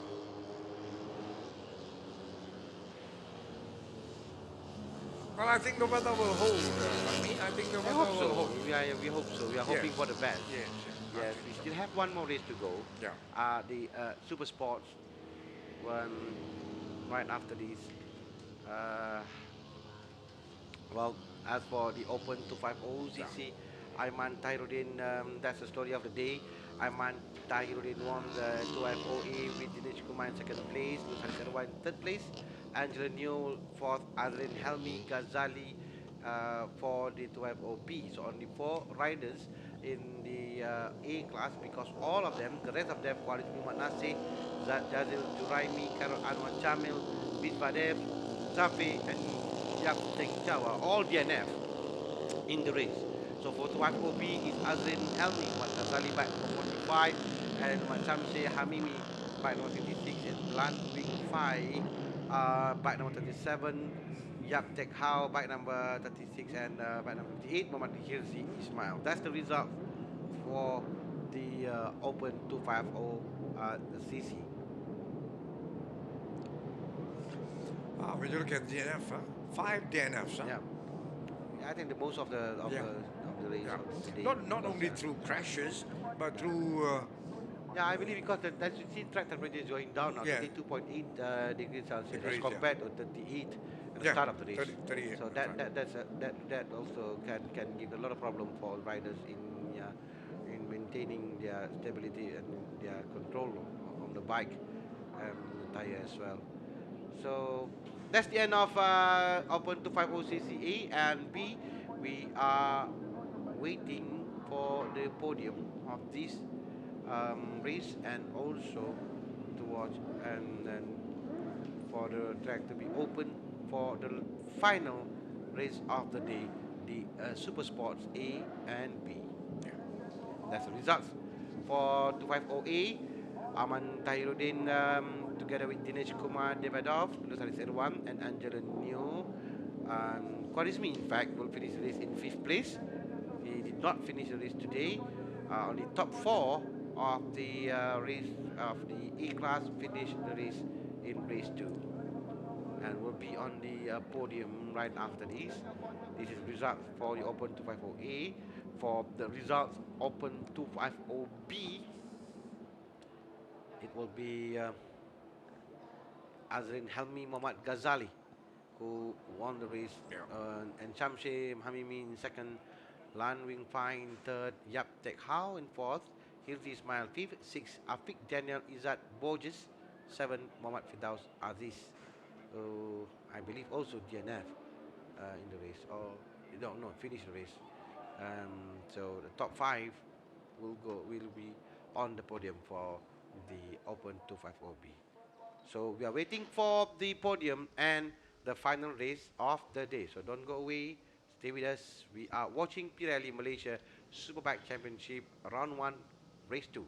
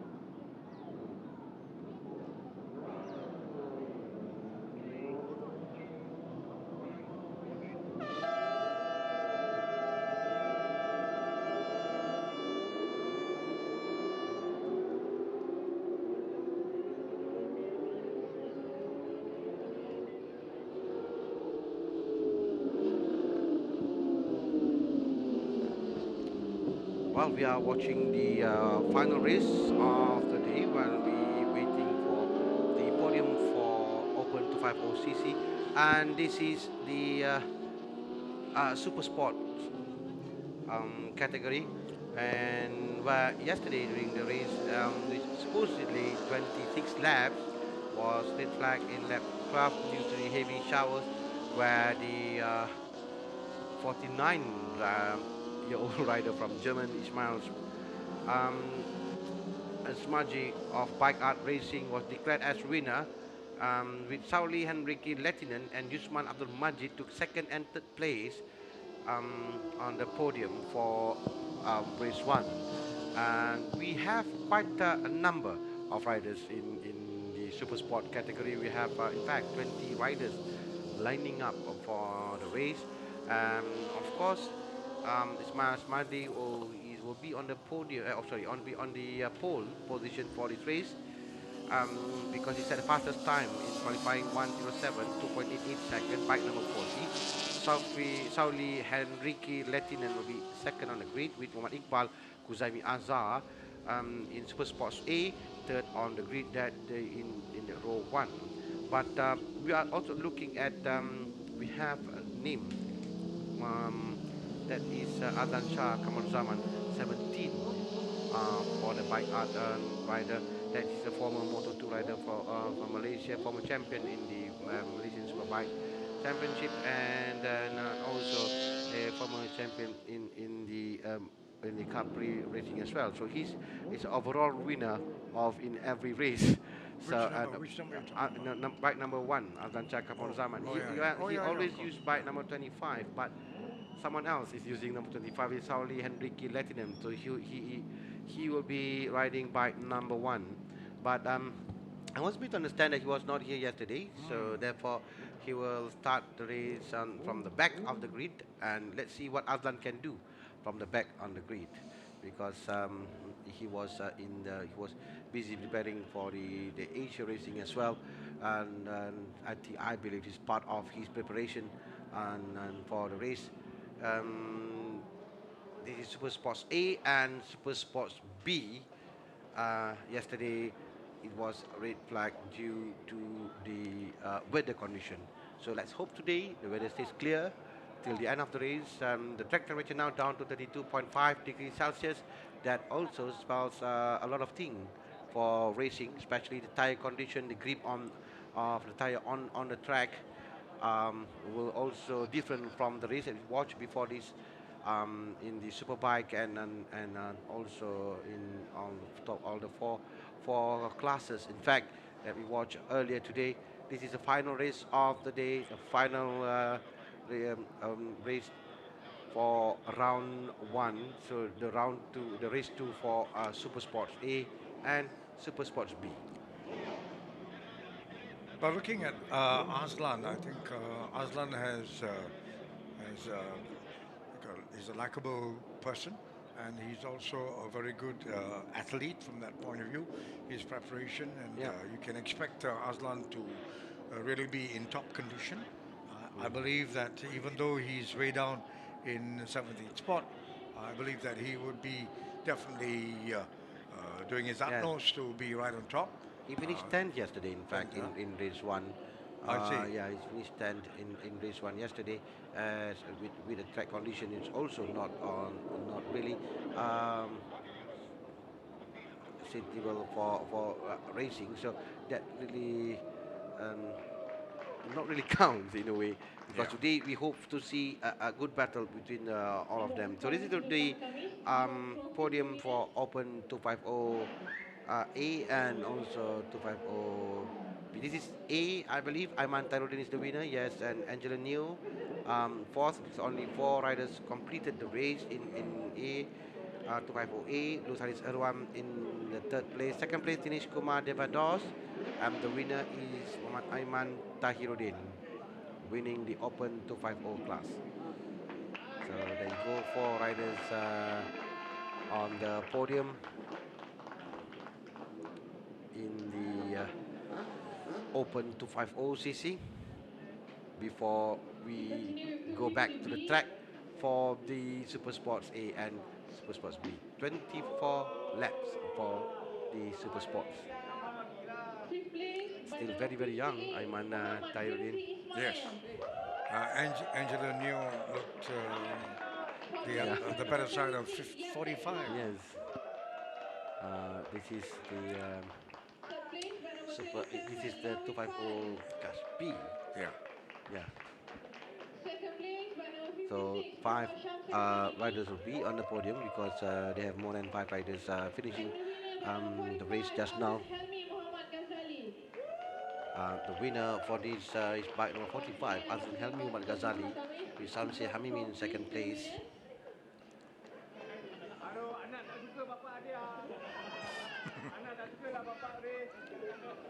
There'll be something. Here's the Ismail in fifth place. Fourth place is Yap Tek Hao. Finishing in third place is Lan Wing Fai. In second place is Muhammad Shamsi Hamimi. And the winner for the B class is Azrin Helmi Muhammad Ghazali. Podium for Open 250B Race 2.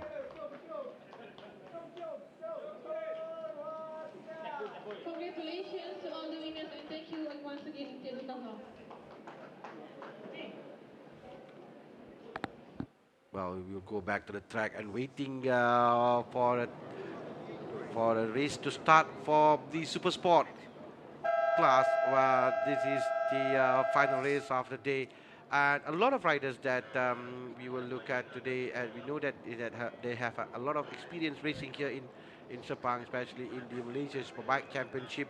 Yesterday, what happened to Muhammad Iqbal Kuzaimi Azhar was, well, he was DNF and he was third in the qualifying, but he did not finish the race yesterday, which only lasted for 11 laps, in fact, for race 1. So we are hoping to see all 24 laps for this race here, and maybe that also we can see how Azlan can do something in this race, because he will start the race based on the list here, 17th on the grid.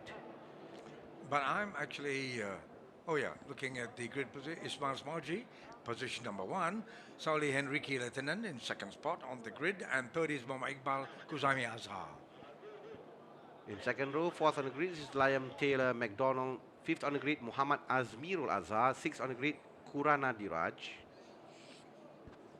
And third row, seventh on the grid, Chua Sun Wei. Eighth, Saravanan Manogran. And ninth is Yusman Abdul Majid. 10th on the grid, Muhammad Shafiq Anwar. 11 is Udita Kumar. 12th on the grid, Muhammad Yusuf Shuaib. And fifth row, Muhammad Adnaz Riza Muzamal. 14th, Raja Amir. And 15th is Tan Kian Hua. 16 on the grid is Hadi Abdul Samad. 17 is Azlan Shah. 18 is Chan Wai Tik. And 7th row, 19th of the grid, Iqbal Abdul Hamid. And 20th, Abhijit Prasad. That's complete the grid position for the Super Sport Race 2 for Super Sports A and Super Sports B. So we have riders from Bike Art, that is Azlan Shah and also Ismail Smadli.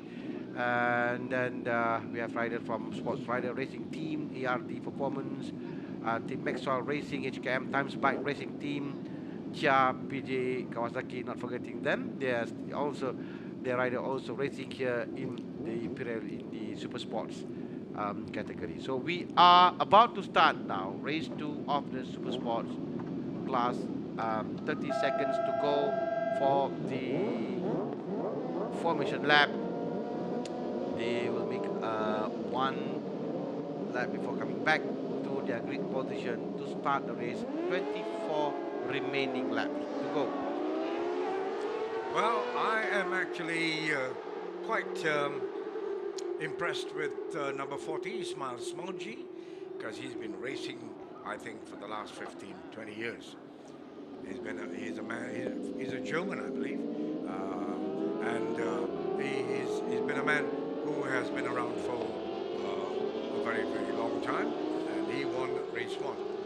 Yeah, he won race 1. Yeah, that's right, he won race 1. Of course, Liam Taylor McDonald on the Superbike B category is also another guy who's shown that he's been around as well.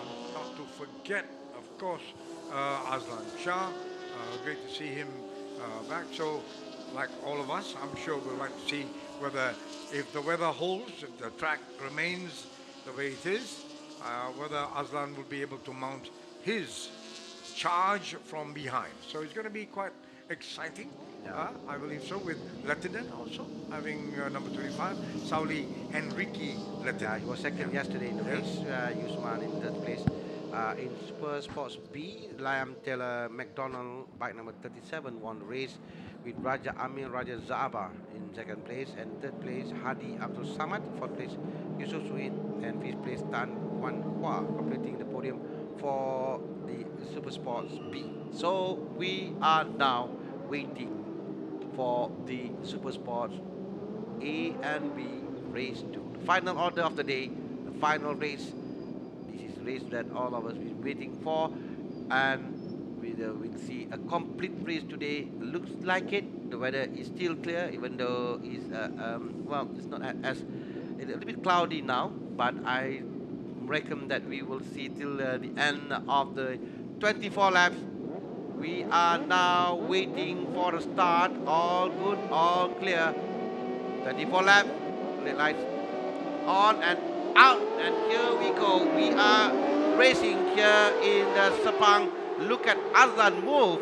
Where he's from left to right and is going right there in front. 17 on the grid now. He's currently up to fourth and going to third, coming to the first corner. What a charge. As I did say, charge. A little charge through the field. And Aslan really showing he wants to win this race. Already, look at him, but jamming on his brakes then. A bit of a wobble behind him as he's stuck in second spot behind Smolji, I think. Yeah. Yes, behind his teammate, and of course he's in different class altogether. Aslan, a former rider of Moto2, and well, his best result, fourth in Japan in Moto2. That speaks for himself, the results. And now he's in second place behind Smolji. It looks like, well, we are yet finishing the first lap of the race, and we've already seen bike number 1 in second place behind bike number 40, and then we have in third place is Iqbal Kusaimi Azhar, and Aslan is clocking fastest time, and in fact Aslan now moving up to the front of the group, with I think Iqbal Kusaimi Azhar made a mistake in the first corner, with Aslan now leading the race. Well, already a move that is so characteristic of Aslan. It's already stamping his authority, the way he moved in. You can see he's definitely a man who has done tremendously well in not only upping his skills, but is also his strategy as well. So he is obviously showing his early intention right from the start, that he wants to be right on top of the podium, and he wants to show that he can move and push his Kawasaki. The way he slides as well.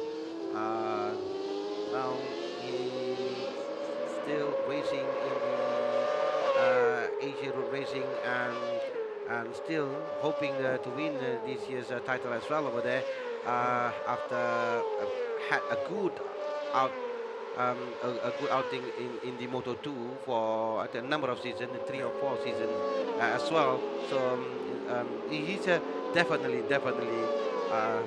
very good rider. And as you can see now, Aslan again clocking a best time of 1 minute 03 from 4.46 seconds in the only in lap 2.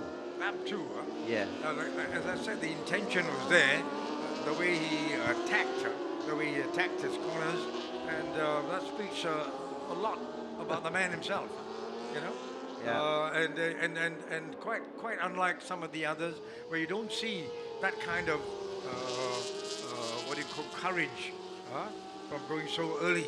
Yeah, not even the first corner. It's already in second place.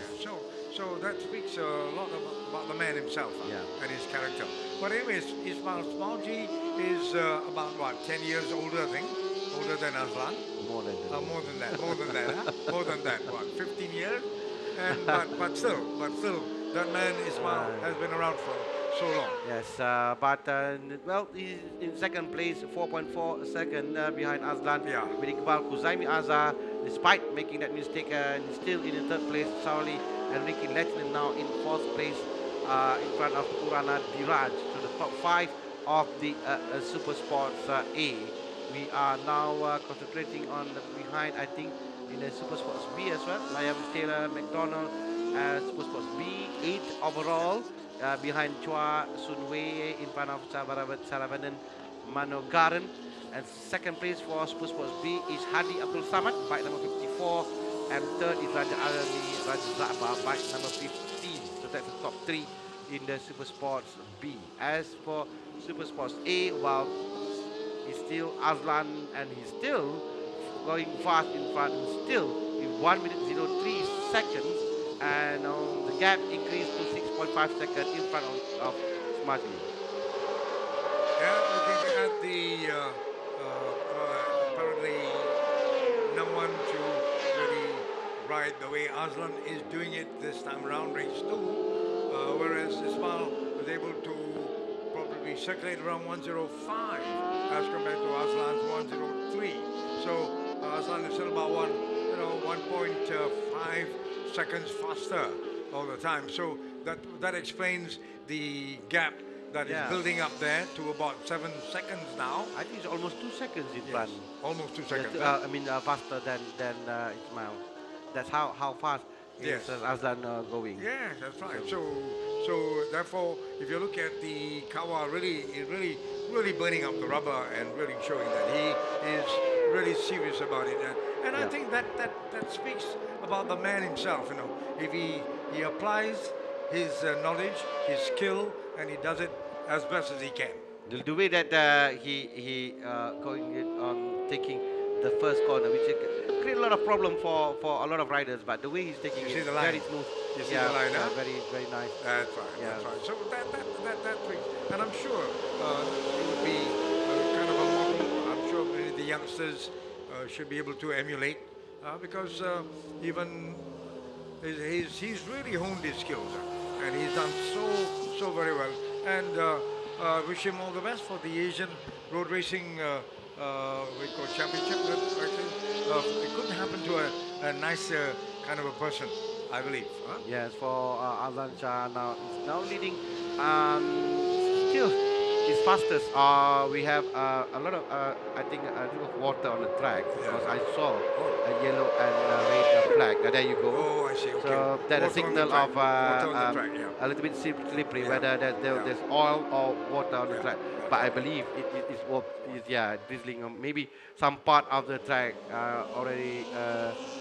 There's a rain in some part of the track, drizzling. So 18 laps to go. Still a long way to go for Super Sports. Yesterday's only lasted for 11 laps, in fact. So we are now in lap 6. Or lap 7 rather, because Aslan completed lap 6.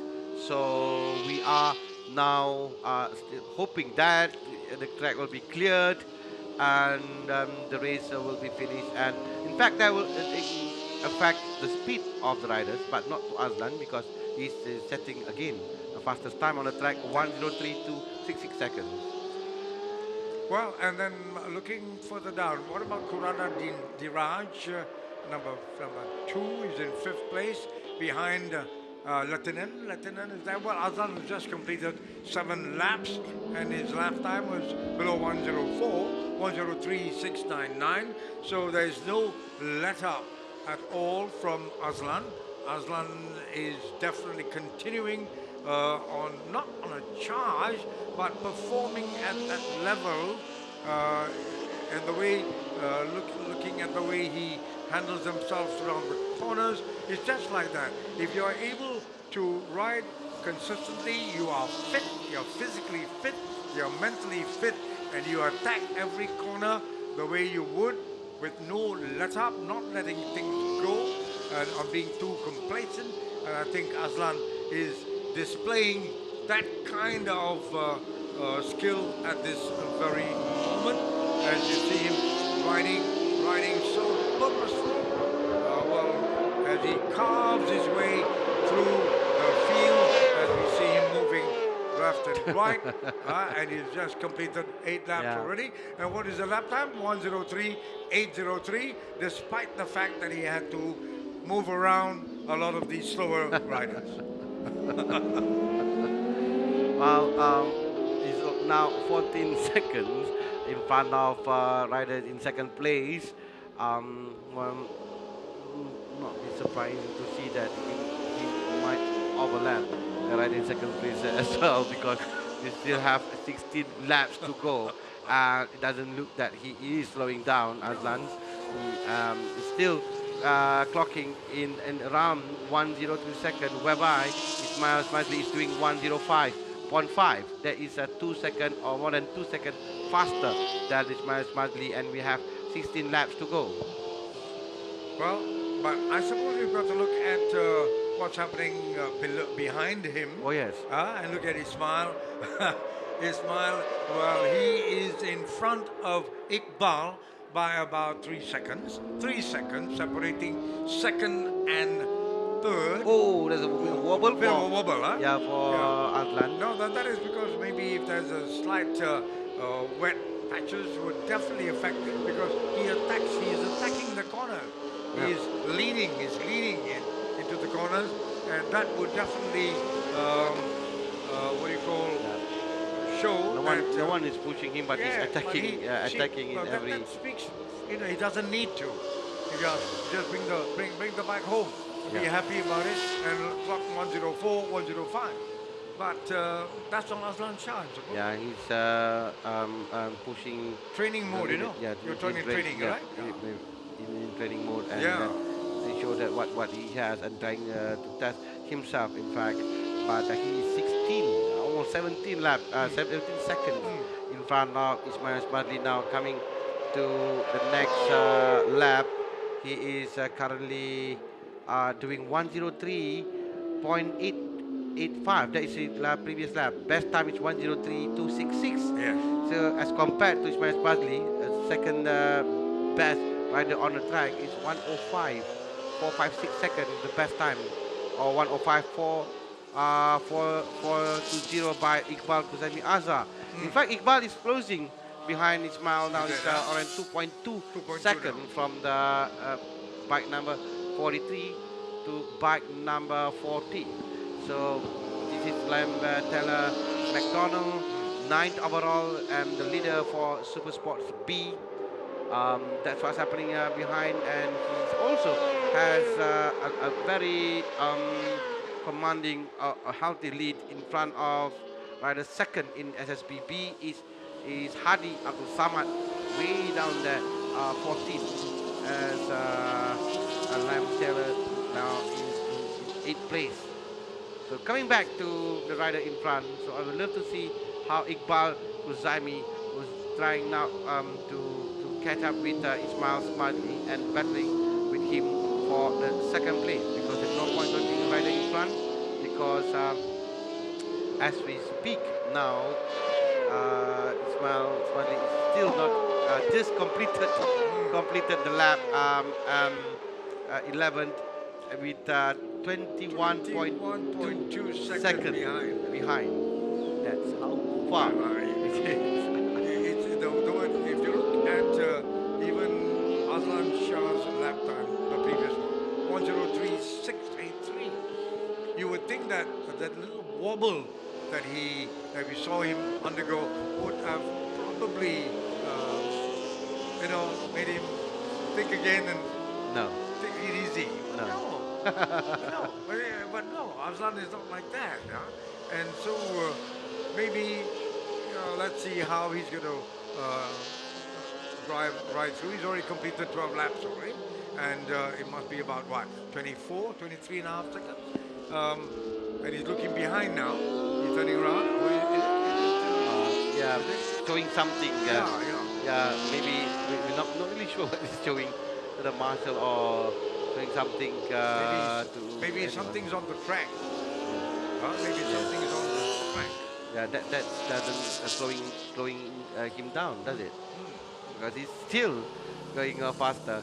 As we're waiting for Ismail Smadli, now 22 seconds behind Aslan. Yes, Aslan is definitely slowing down because it's 104.1 seconds compared to 103 that he did for the past 11 laps. Correct, correct. But look at Iqbal and Soli Henrik Lettinen. The difference is about 6 seconds. Yeah. Yeah. 6 Now seconds. Iqbal also now already lost to a lot of time to Ismail Smadli. Is around 4.2 seconds right now. And Aslan already made another lap, and they're waiting for Ismail Smadli, Iqbal, Kuzaimi Azza, and Sauli and Ricky to cross the line to finish lap number 13, because Aslan is already in lap 14, whereby Ismail Smadli there, 23 seconds now the difference between him and Aslan, 4.8 seconds now. Iqbal, Kuzaimi down behind Ismail Smadli. So it looks like a second place also looking good for the Bike Art Racing team with almost 5 seconds Ismail Smadli in front of Iqbal Kuzaimi. I think that's about it with Sauli Henrique Lettinen also almost confirmed in fourth place, because he is 8 seconds behind Iqbal and 4 seconds in front of Kurana Diraj. There's no real battle there. Chua Sun Wei in the spot 8, 6, 11 seconds behind Kurana Diraj. Saravanan Mano Garan 4.2 seconds behind Chua Sun Wei. Liam Taylor McDonald in Super Sports B. He's also racing alone in this category, because he's up there in 8th place as compared to the closest is Chan Waitek, 13 in the race. With 10 laps more to go, if you're looking a little bit, Aslan seems to be slowing down, but he's just gone and done a 1:03.826. Yeah? So we thought for a while he would be, but no, he's still upping, still maintaining below 1:04. But looking at the progress of Kurana Diraj, number 2, well, the man is from Singapore, holding a pretty good 5th spot. Then looking at Abhijit Prasad, one of the riders from India, he is in 10th spot. Then we've got another man from India, Udit Tar Kumar, riding bike number 77, holding on to 13th spot. So this is just a little bit of what's happening to some of the foreign riders who are giving this race a little bit of an international feel. So we've got, of course, Liam Taylor McDonald is from New Zealand, and he is at the moment leading in the category B, in the Super Sport B category. And he has been, if I'm not mistaken, winning quite a number of trophies here at the Sepang track. 9 laps to go, and still remaining the same on the track as Azan now has 28 seconds in front of Smadli.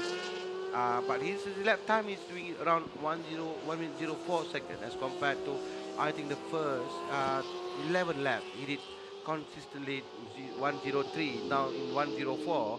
But then again, no one else did more lower than 1:05 except himself. I mean Aslan, who did 1:04 and 1:03. Ismail and also Iqbal Kuzaimi only managed to do 1:05 second. That shows with them now almost 30 seconds Aslan Shah in front of Ismail Smadli. Well, I think that little wobble there, but I think things would have cleared up right now. And I think conditions remain the same. And Aslan still moving further and further away from second man, Ismail Smalji, who is riding, I think, consistently. He was doing 1:05, 1:06. And now the gap between him and Aslan is 29. 29. I'm looking at the way. Yeah, it's back in 1:03.67 Yeah, seconds. yes, yes. Even 2 laps before was 1:03.4. So you can see the way he is so concentrated, right? That he's got to ride and ride his best all the time. Ride his best if he has to do. And I didn't say, and I still repeat myself, because that's the way to psych yourself that every lap you go, you do your best. Yeah. Well, 7 laps remaining, and at the moment, I think Ismail Smalji has been doing very well, holding his second spot for a while. I thought Iqbal was closing the gap, but no, it's come back again to about 4.6 seconds. 4.5, yeah. 4.6 seconds behind Ismail Smadli. So it's going to be difficult for Iqbal, 7 laps to go, unless that Ismail Smadli is slowing down. I don't see that happening. He's clocking 1:05 consistently, 1:05.4. Oh, he's been very consistent, actually. 1:05.3, yes. It was quite fast for Ismail Smadli, but Adlan is a lot faster than everyone else. So it's a good race for Smalji, of course. But as for Aslan, just completed 18 laps of the race, 6 laps to go. It was 35 seconds, 32 seconds, or 33.5, now 34.1 seconds in front of Smalji, 4.8 seconds in front of Iqbal, that is Ismail Smadli. So there's no real battle happening on the track, in fact, and for position, I mean. I think bike number 50 and 10, Chan Waitek is 0.7 second behind Raja Azmi, Raja Zaba. Is that what we're watching now?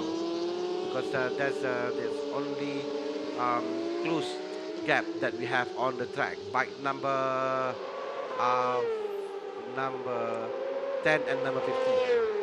That bike number 37, there is Liam Taylor. McDonald currently 8. He is 8 seconds behind Sarabanan Manogaran.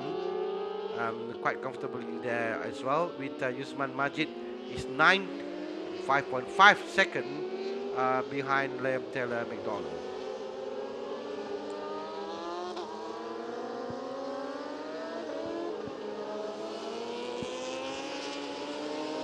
Liam Taylor is actually quite safe as far as the category B goes, huh? Quite safe, because his nearest competitor there would be Raja Amir. Raja Amir is very far behind, so we can see the 2 leaders here, Aslan and also Liam Taylor McDonald has a very secure place, so to speak, in a way.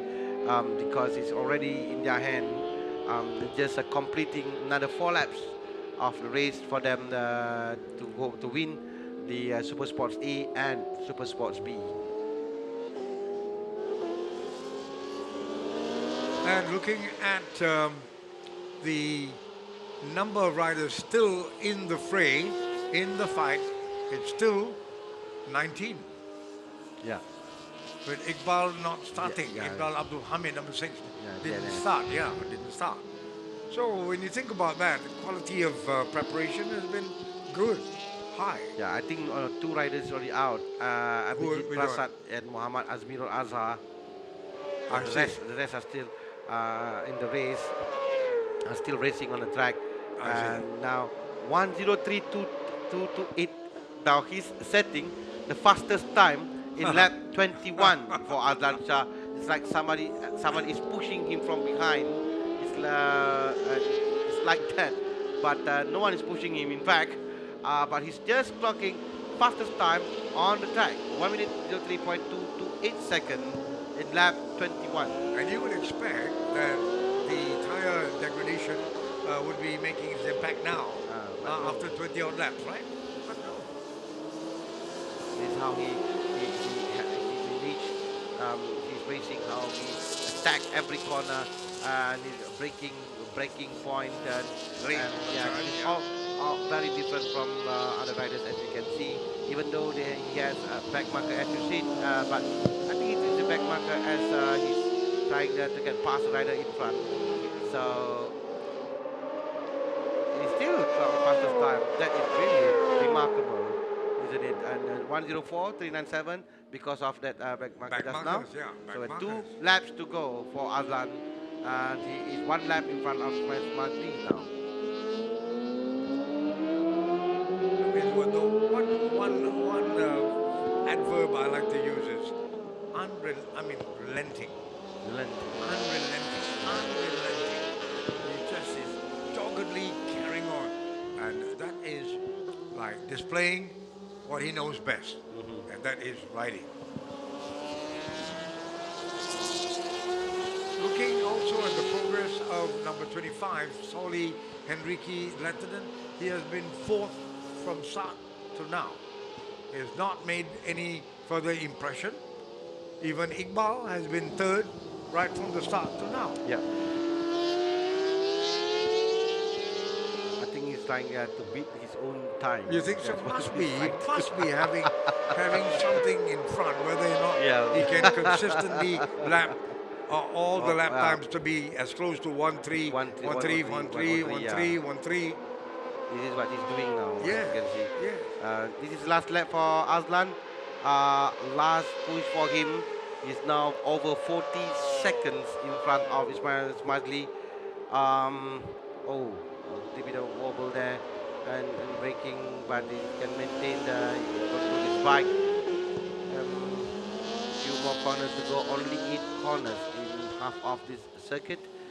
And Azlan now coming to the last 2 corners, I believe, for him to finish the race. 44.5 seconds, in fact, in front of Ismail Smazli. Wow. Yeah, giving more time, he's already in front of Ismail Smazli. I think so. Yeah. I mean, a lap in front, that's what I'm trying to say. There you go, doing his wheelie to the finishing line. Rightly so for Azlan Kamal Zaman, winning with commanding 45 seconds in front of Ismail Smazli, and started the race 17th on the grid.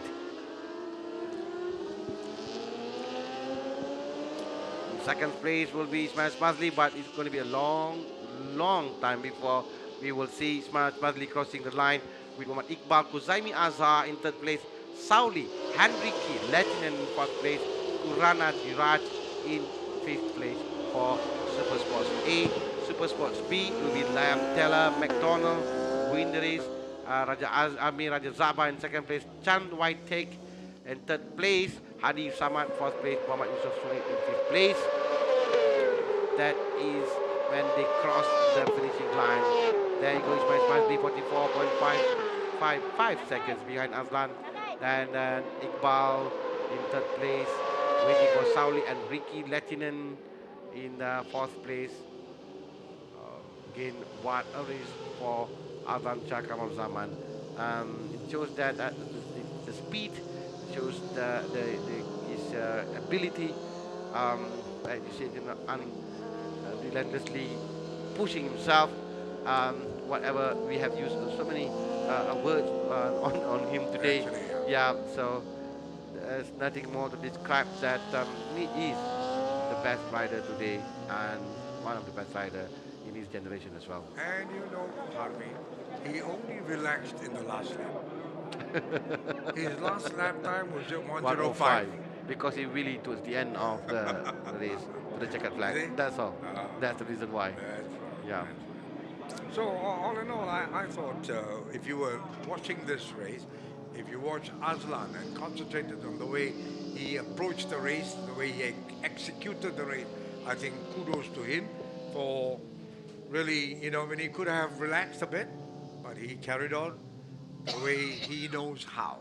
And that definitely, you're talking about a champion. And Azlan has just done just that. But well done to Ismail Smazli. He's not a very young man, but he loves racing. He has been racing in Sepang for so many years. Yes, indeed. Yeah. I agree with you. And, so for him to still be there and be on the podium, all I can say is congratulations. Superb. Good for Iqbal to be right up there, also on the podium with Lieutenant this time missing it out, but I suppose he'll be on the podium as well. Kurana Diraj from Singapore also doing very well, coming in fifth place. Yes, that's looking at the results. Azlan Shah winning it from Ismail Salji, Smalji, Iqbal Kuzaimi Azhar in third spot, Sauli Henrique Lieutenant in fourth, Kurana Diraj in fifth, Chua Sun Wei in sixth, and Saravanan Manugaran from Singapore seventh, Yusman Abdul Majid in eighth, with Muhammad Shafiq Anwar ninth, and Udipta Kumar of India coming in 10th. 11th was Anasres Dorani Zomal, 11th Adipit Prasad in 12th, with Muhammad Azmirul Azhar in 13th spot. Looking at the race 2 for the B category, Liam Taylor winning it from New Zealand. Second spot, Raja Amir Raja Zaba from Malaysia. Chan Wai Tek, Malaysia in third spot. Hadi Abdul Samad fourth. Muhammad Yusuf Shoaib fifth, with Tan Kuan Hua in sixth, and Iqbal Abdul Hamid coming in seventh place. Well, that's the end of the race, but we still have podium to for the super sports. And the weather is very kind to us today until the end of super sports. So we are now waiting for the super sports podium for Azlan to win yet another race here in Sepang, and to conclude round 1 of the Malaysia Superbike Championship. It has been a good weekend. It has been a good day for racing today, Jesse. Yes, I would think so. Some excellent races right through the afternoon. And whoever made the trip up to Sepang, I think, would have done really enjoyed themselves like the way we have done. Yes, we saw a fantastic, fabulous race, and right to the end of the racing itself. I remember, and one of the race just now that we saw, when the winner is just like an inch in front, a whisker in and on the what they call it, a checkered flag. So what do you think? Yeah, Some people finishing say line. to win by the skin of your teeth. Yes, yes, skin of teeth indeed. So it is a great race, a fantastic day, good outing. I'm sure a lot of them are very happy with the performance and results. As you can see, there's not many DNF for today. Only in the, I think, Open 250, we saw a few. Only two retired in the Super Sports. One DNS, the two retired Abidit Prasad and Muhammad Azmirul Azhar, and the rest of them finished the race. This is important in racing, to finish the race, to be able to take the checkered flag and to cross the finishing line, to complete the race after the hard work on the crew, the whole weekend, the whole race weekend, in fact.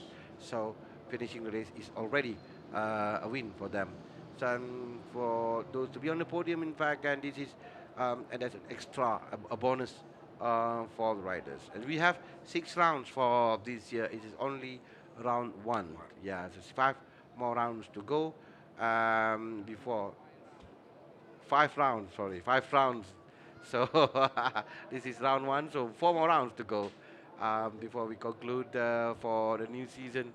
And still early to predict the champion or the winner. I wouldn't want to predict, but I think We have pretty good idea. Yeah, I have an idea. I have an idea, pretty good idea. But I think those who are probably in third, fourth, fifth would also have a chance, depending on how fortunate they are going to be. Yeah, but again, it is racing. Then anything can happen in racing, as we can see, and we know. I mean, all over the years, racing, not only here in Sepang but all over the world, we saw things can happen in the race, and that is part of puzzle, the beauty of racing.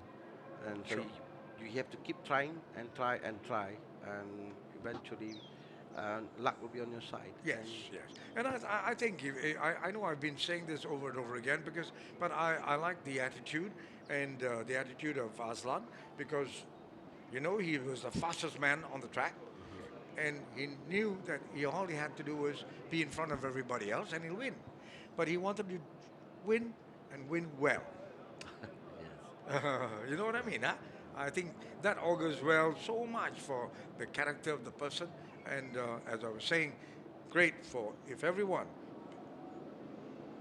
fit, if everyone's fit mentally, physically, you give your best right through the event, right through the race. And that was a display, superb display by Aslan Shah Kamaluddin.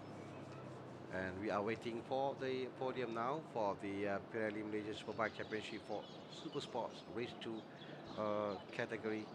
And I think we are about ready now for the podium, the final podium of the day. The top 5 riders from Super Sports A and the top 5 riders from Super Sports B, where we saw just now how Aslan had, well, the word commanding race.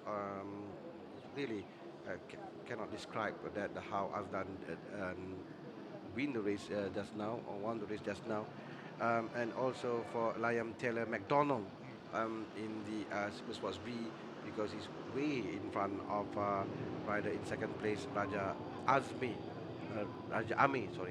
Zaba in second place of Super Sports B. So that's what happened in the Super Sports race 2 for category A and B.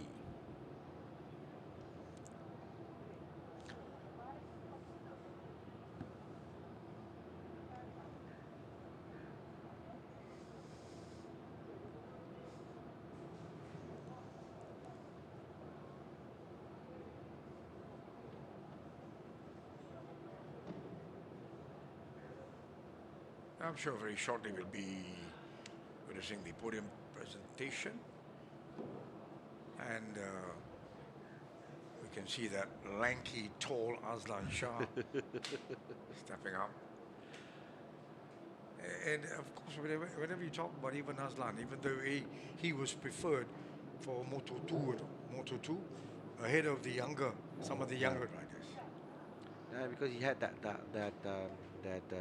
what do you call it, a skill and will to win, and so that determination and the right attitude, all the good what do you call it, aspect Yes. of being a rider is all in him. So that's one of the reason why.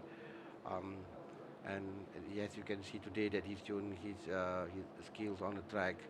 I remember that few years back, before he's even racing in Moto2, that one of the support race for MotoGP here in Sepang, that he won the race. Oh yeah. Well, in style, I must say, and he slided it in the final lap at the final corner, turn 15. It made everyone and at the media center, including in the paddock, all of them watching what he did on the track. So it's not easy for someone in a support race to show something that the people in MotoGP want to watch. So this is what he did So during true. that time. Yeah. So final result of the race, we have Aslan Shah wins the race with Ismail Smadli in second place, Iqbal Kuzaimi Azhar in third place, Sauli Henrique Latin in fourth place, and fifth place Kurana Diraj from Singapore, completing the podium of 5 top riders in the Super Sports A, race 2. Chua Sun Wei 6th place, Saravadan Manugaran 7, 8, Yusman Majid 9, Muhammad Shafiq Anwar 10, Udip Takuma from India. And we have 13 riders in fact. To Anas Riza Muzamal, Ahijit Prasad, and Muhammad Azmirul Azhar, 11, 12, and 13. For the Super Sports B, we have Liam Taylor McDonald. As you can see, he's way in front of Raja Zaba. Then Chan Waitik, third place. Fourth place Hadi Abdul Samad. Fifth place Muhammad Yusuf Shuaib. The top 5 on the podium. Then 6 is Tan Kwan Kwa. 7 is Iqbal Abdul Hamid.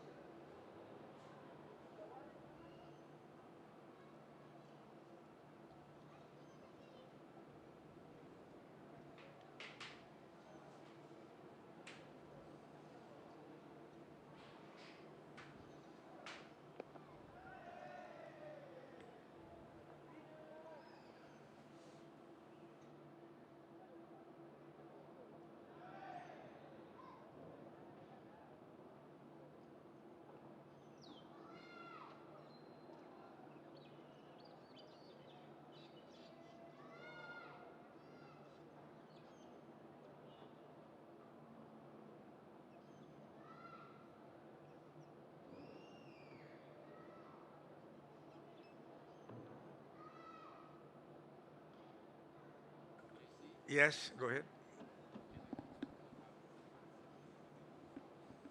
Okay. Well, I think we've been commenting here at the Sepang track for so long, and Harmy. Yeah, ever since it was built anyway. Yes, and Harmy, we talked about 1998. Actually, was the year the first official race was held here at the Sepang track, and what a moment actually for motor racing enthusiasts. If I remember, I was here that very night to celebrate at the same time. And I think if you're a motor racing enthusiast, you would probably understand what I'm trying to say. The pride, the feeling of pride of having our own motor racing circuit. Yes, and we saw that we are at the south part of the track, Yeah. where a new paddock built, That's right, yeah, especially built. for a race like this. And now we are ready for the podium for Super Sports um, A and Super Sports B.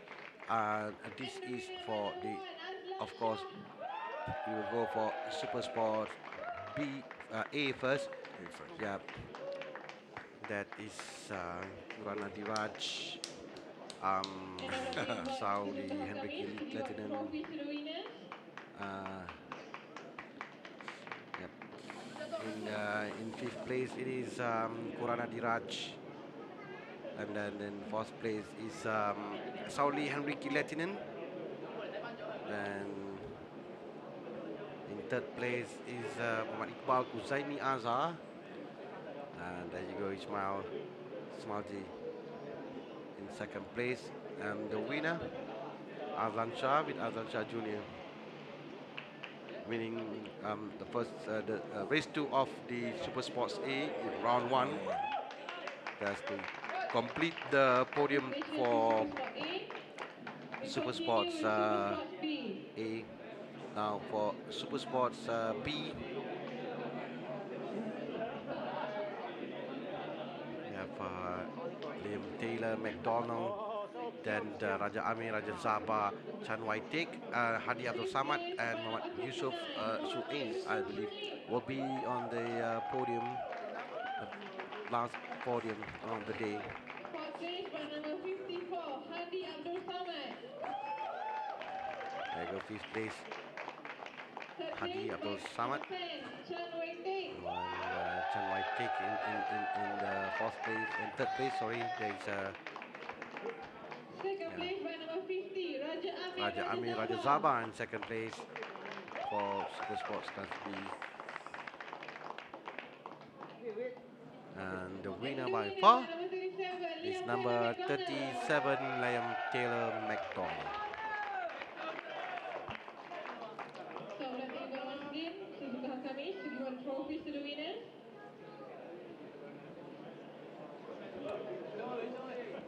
Okay, this Okay. yes, so Hadi, and third place is Chan Wai Tek, second place Raja Amir, and The winner for today is Liam Taylor McDonald. Well, we've come to the end of the final day of racing at the Pirelli Malaysia Superbike Championships 2017, round one, right here at the Sepang track. And it's been a tremendous weekend. Beautiful races, superb races. And I must say, all those of you who were here would have definitely enjoyed some fantastic races.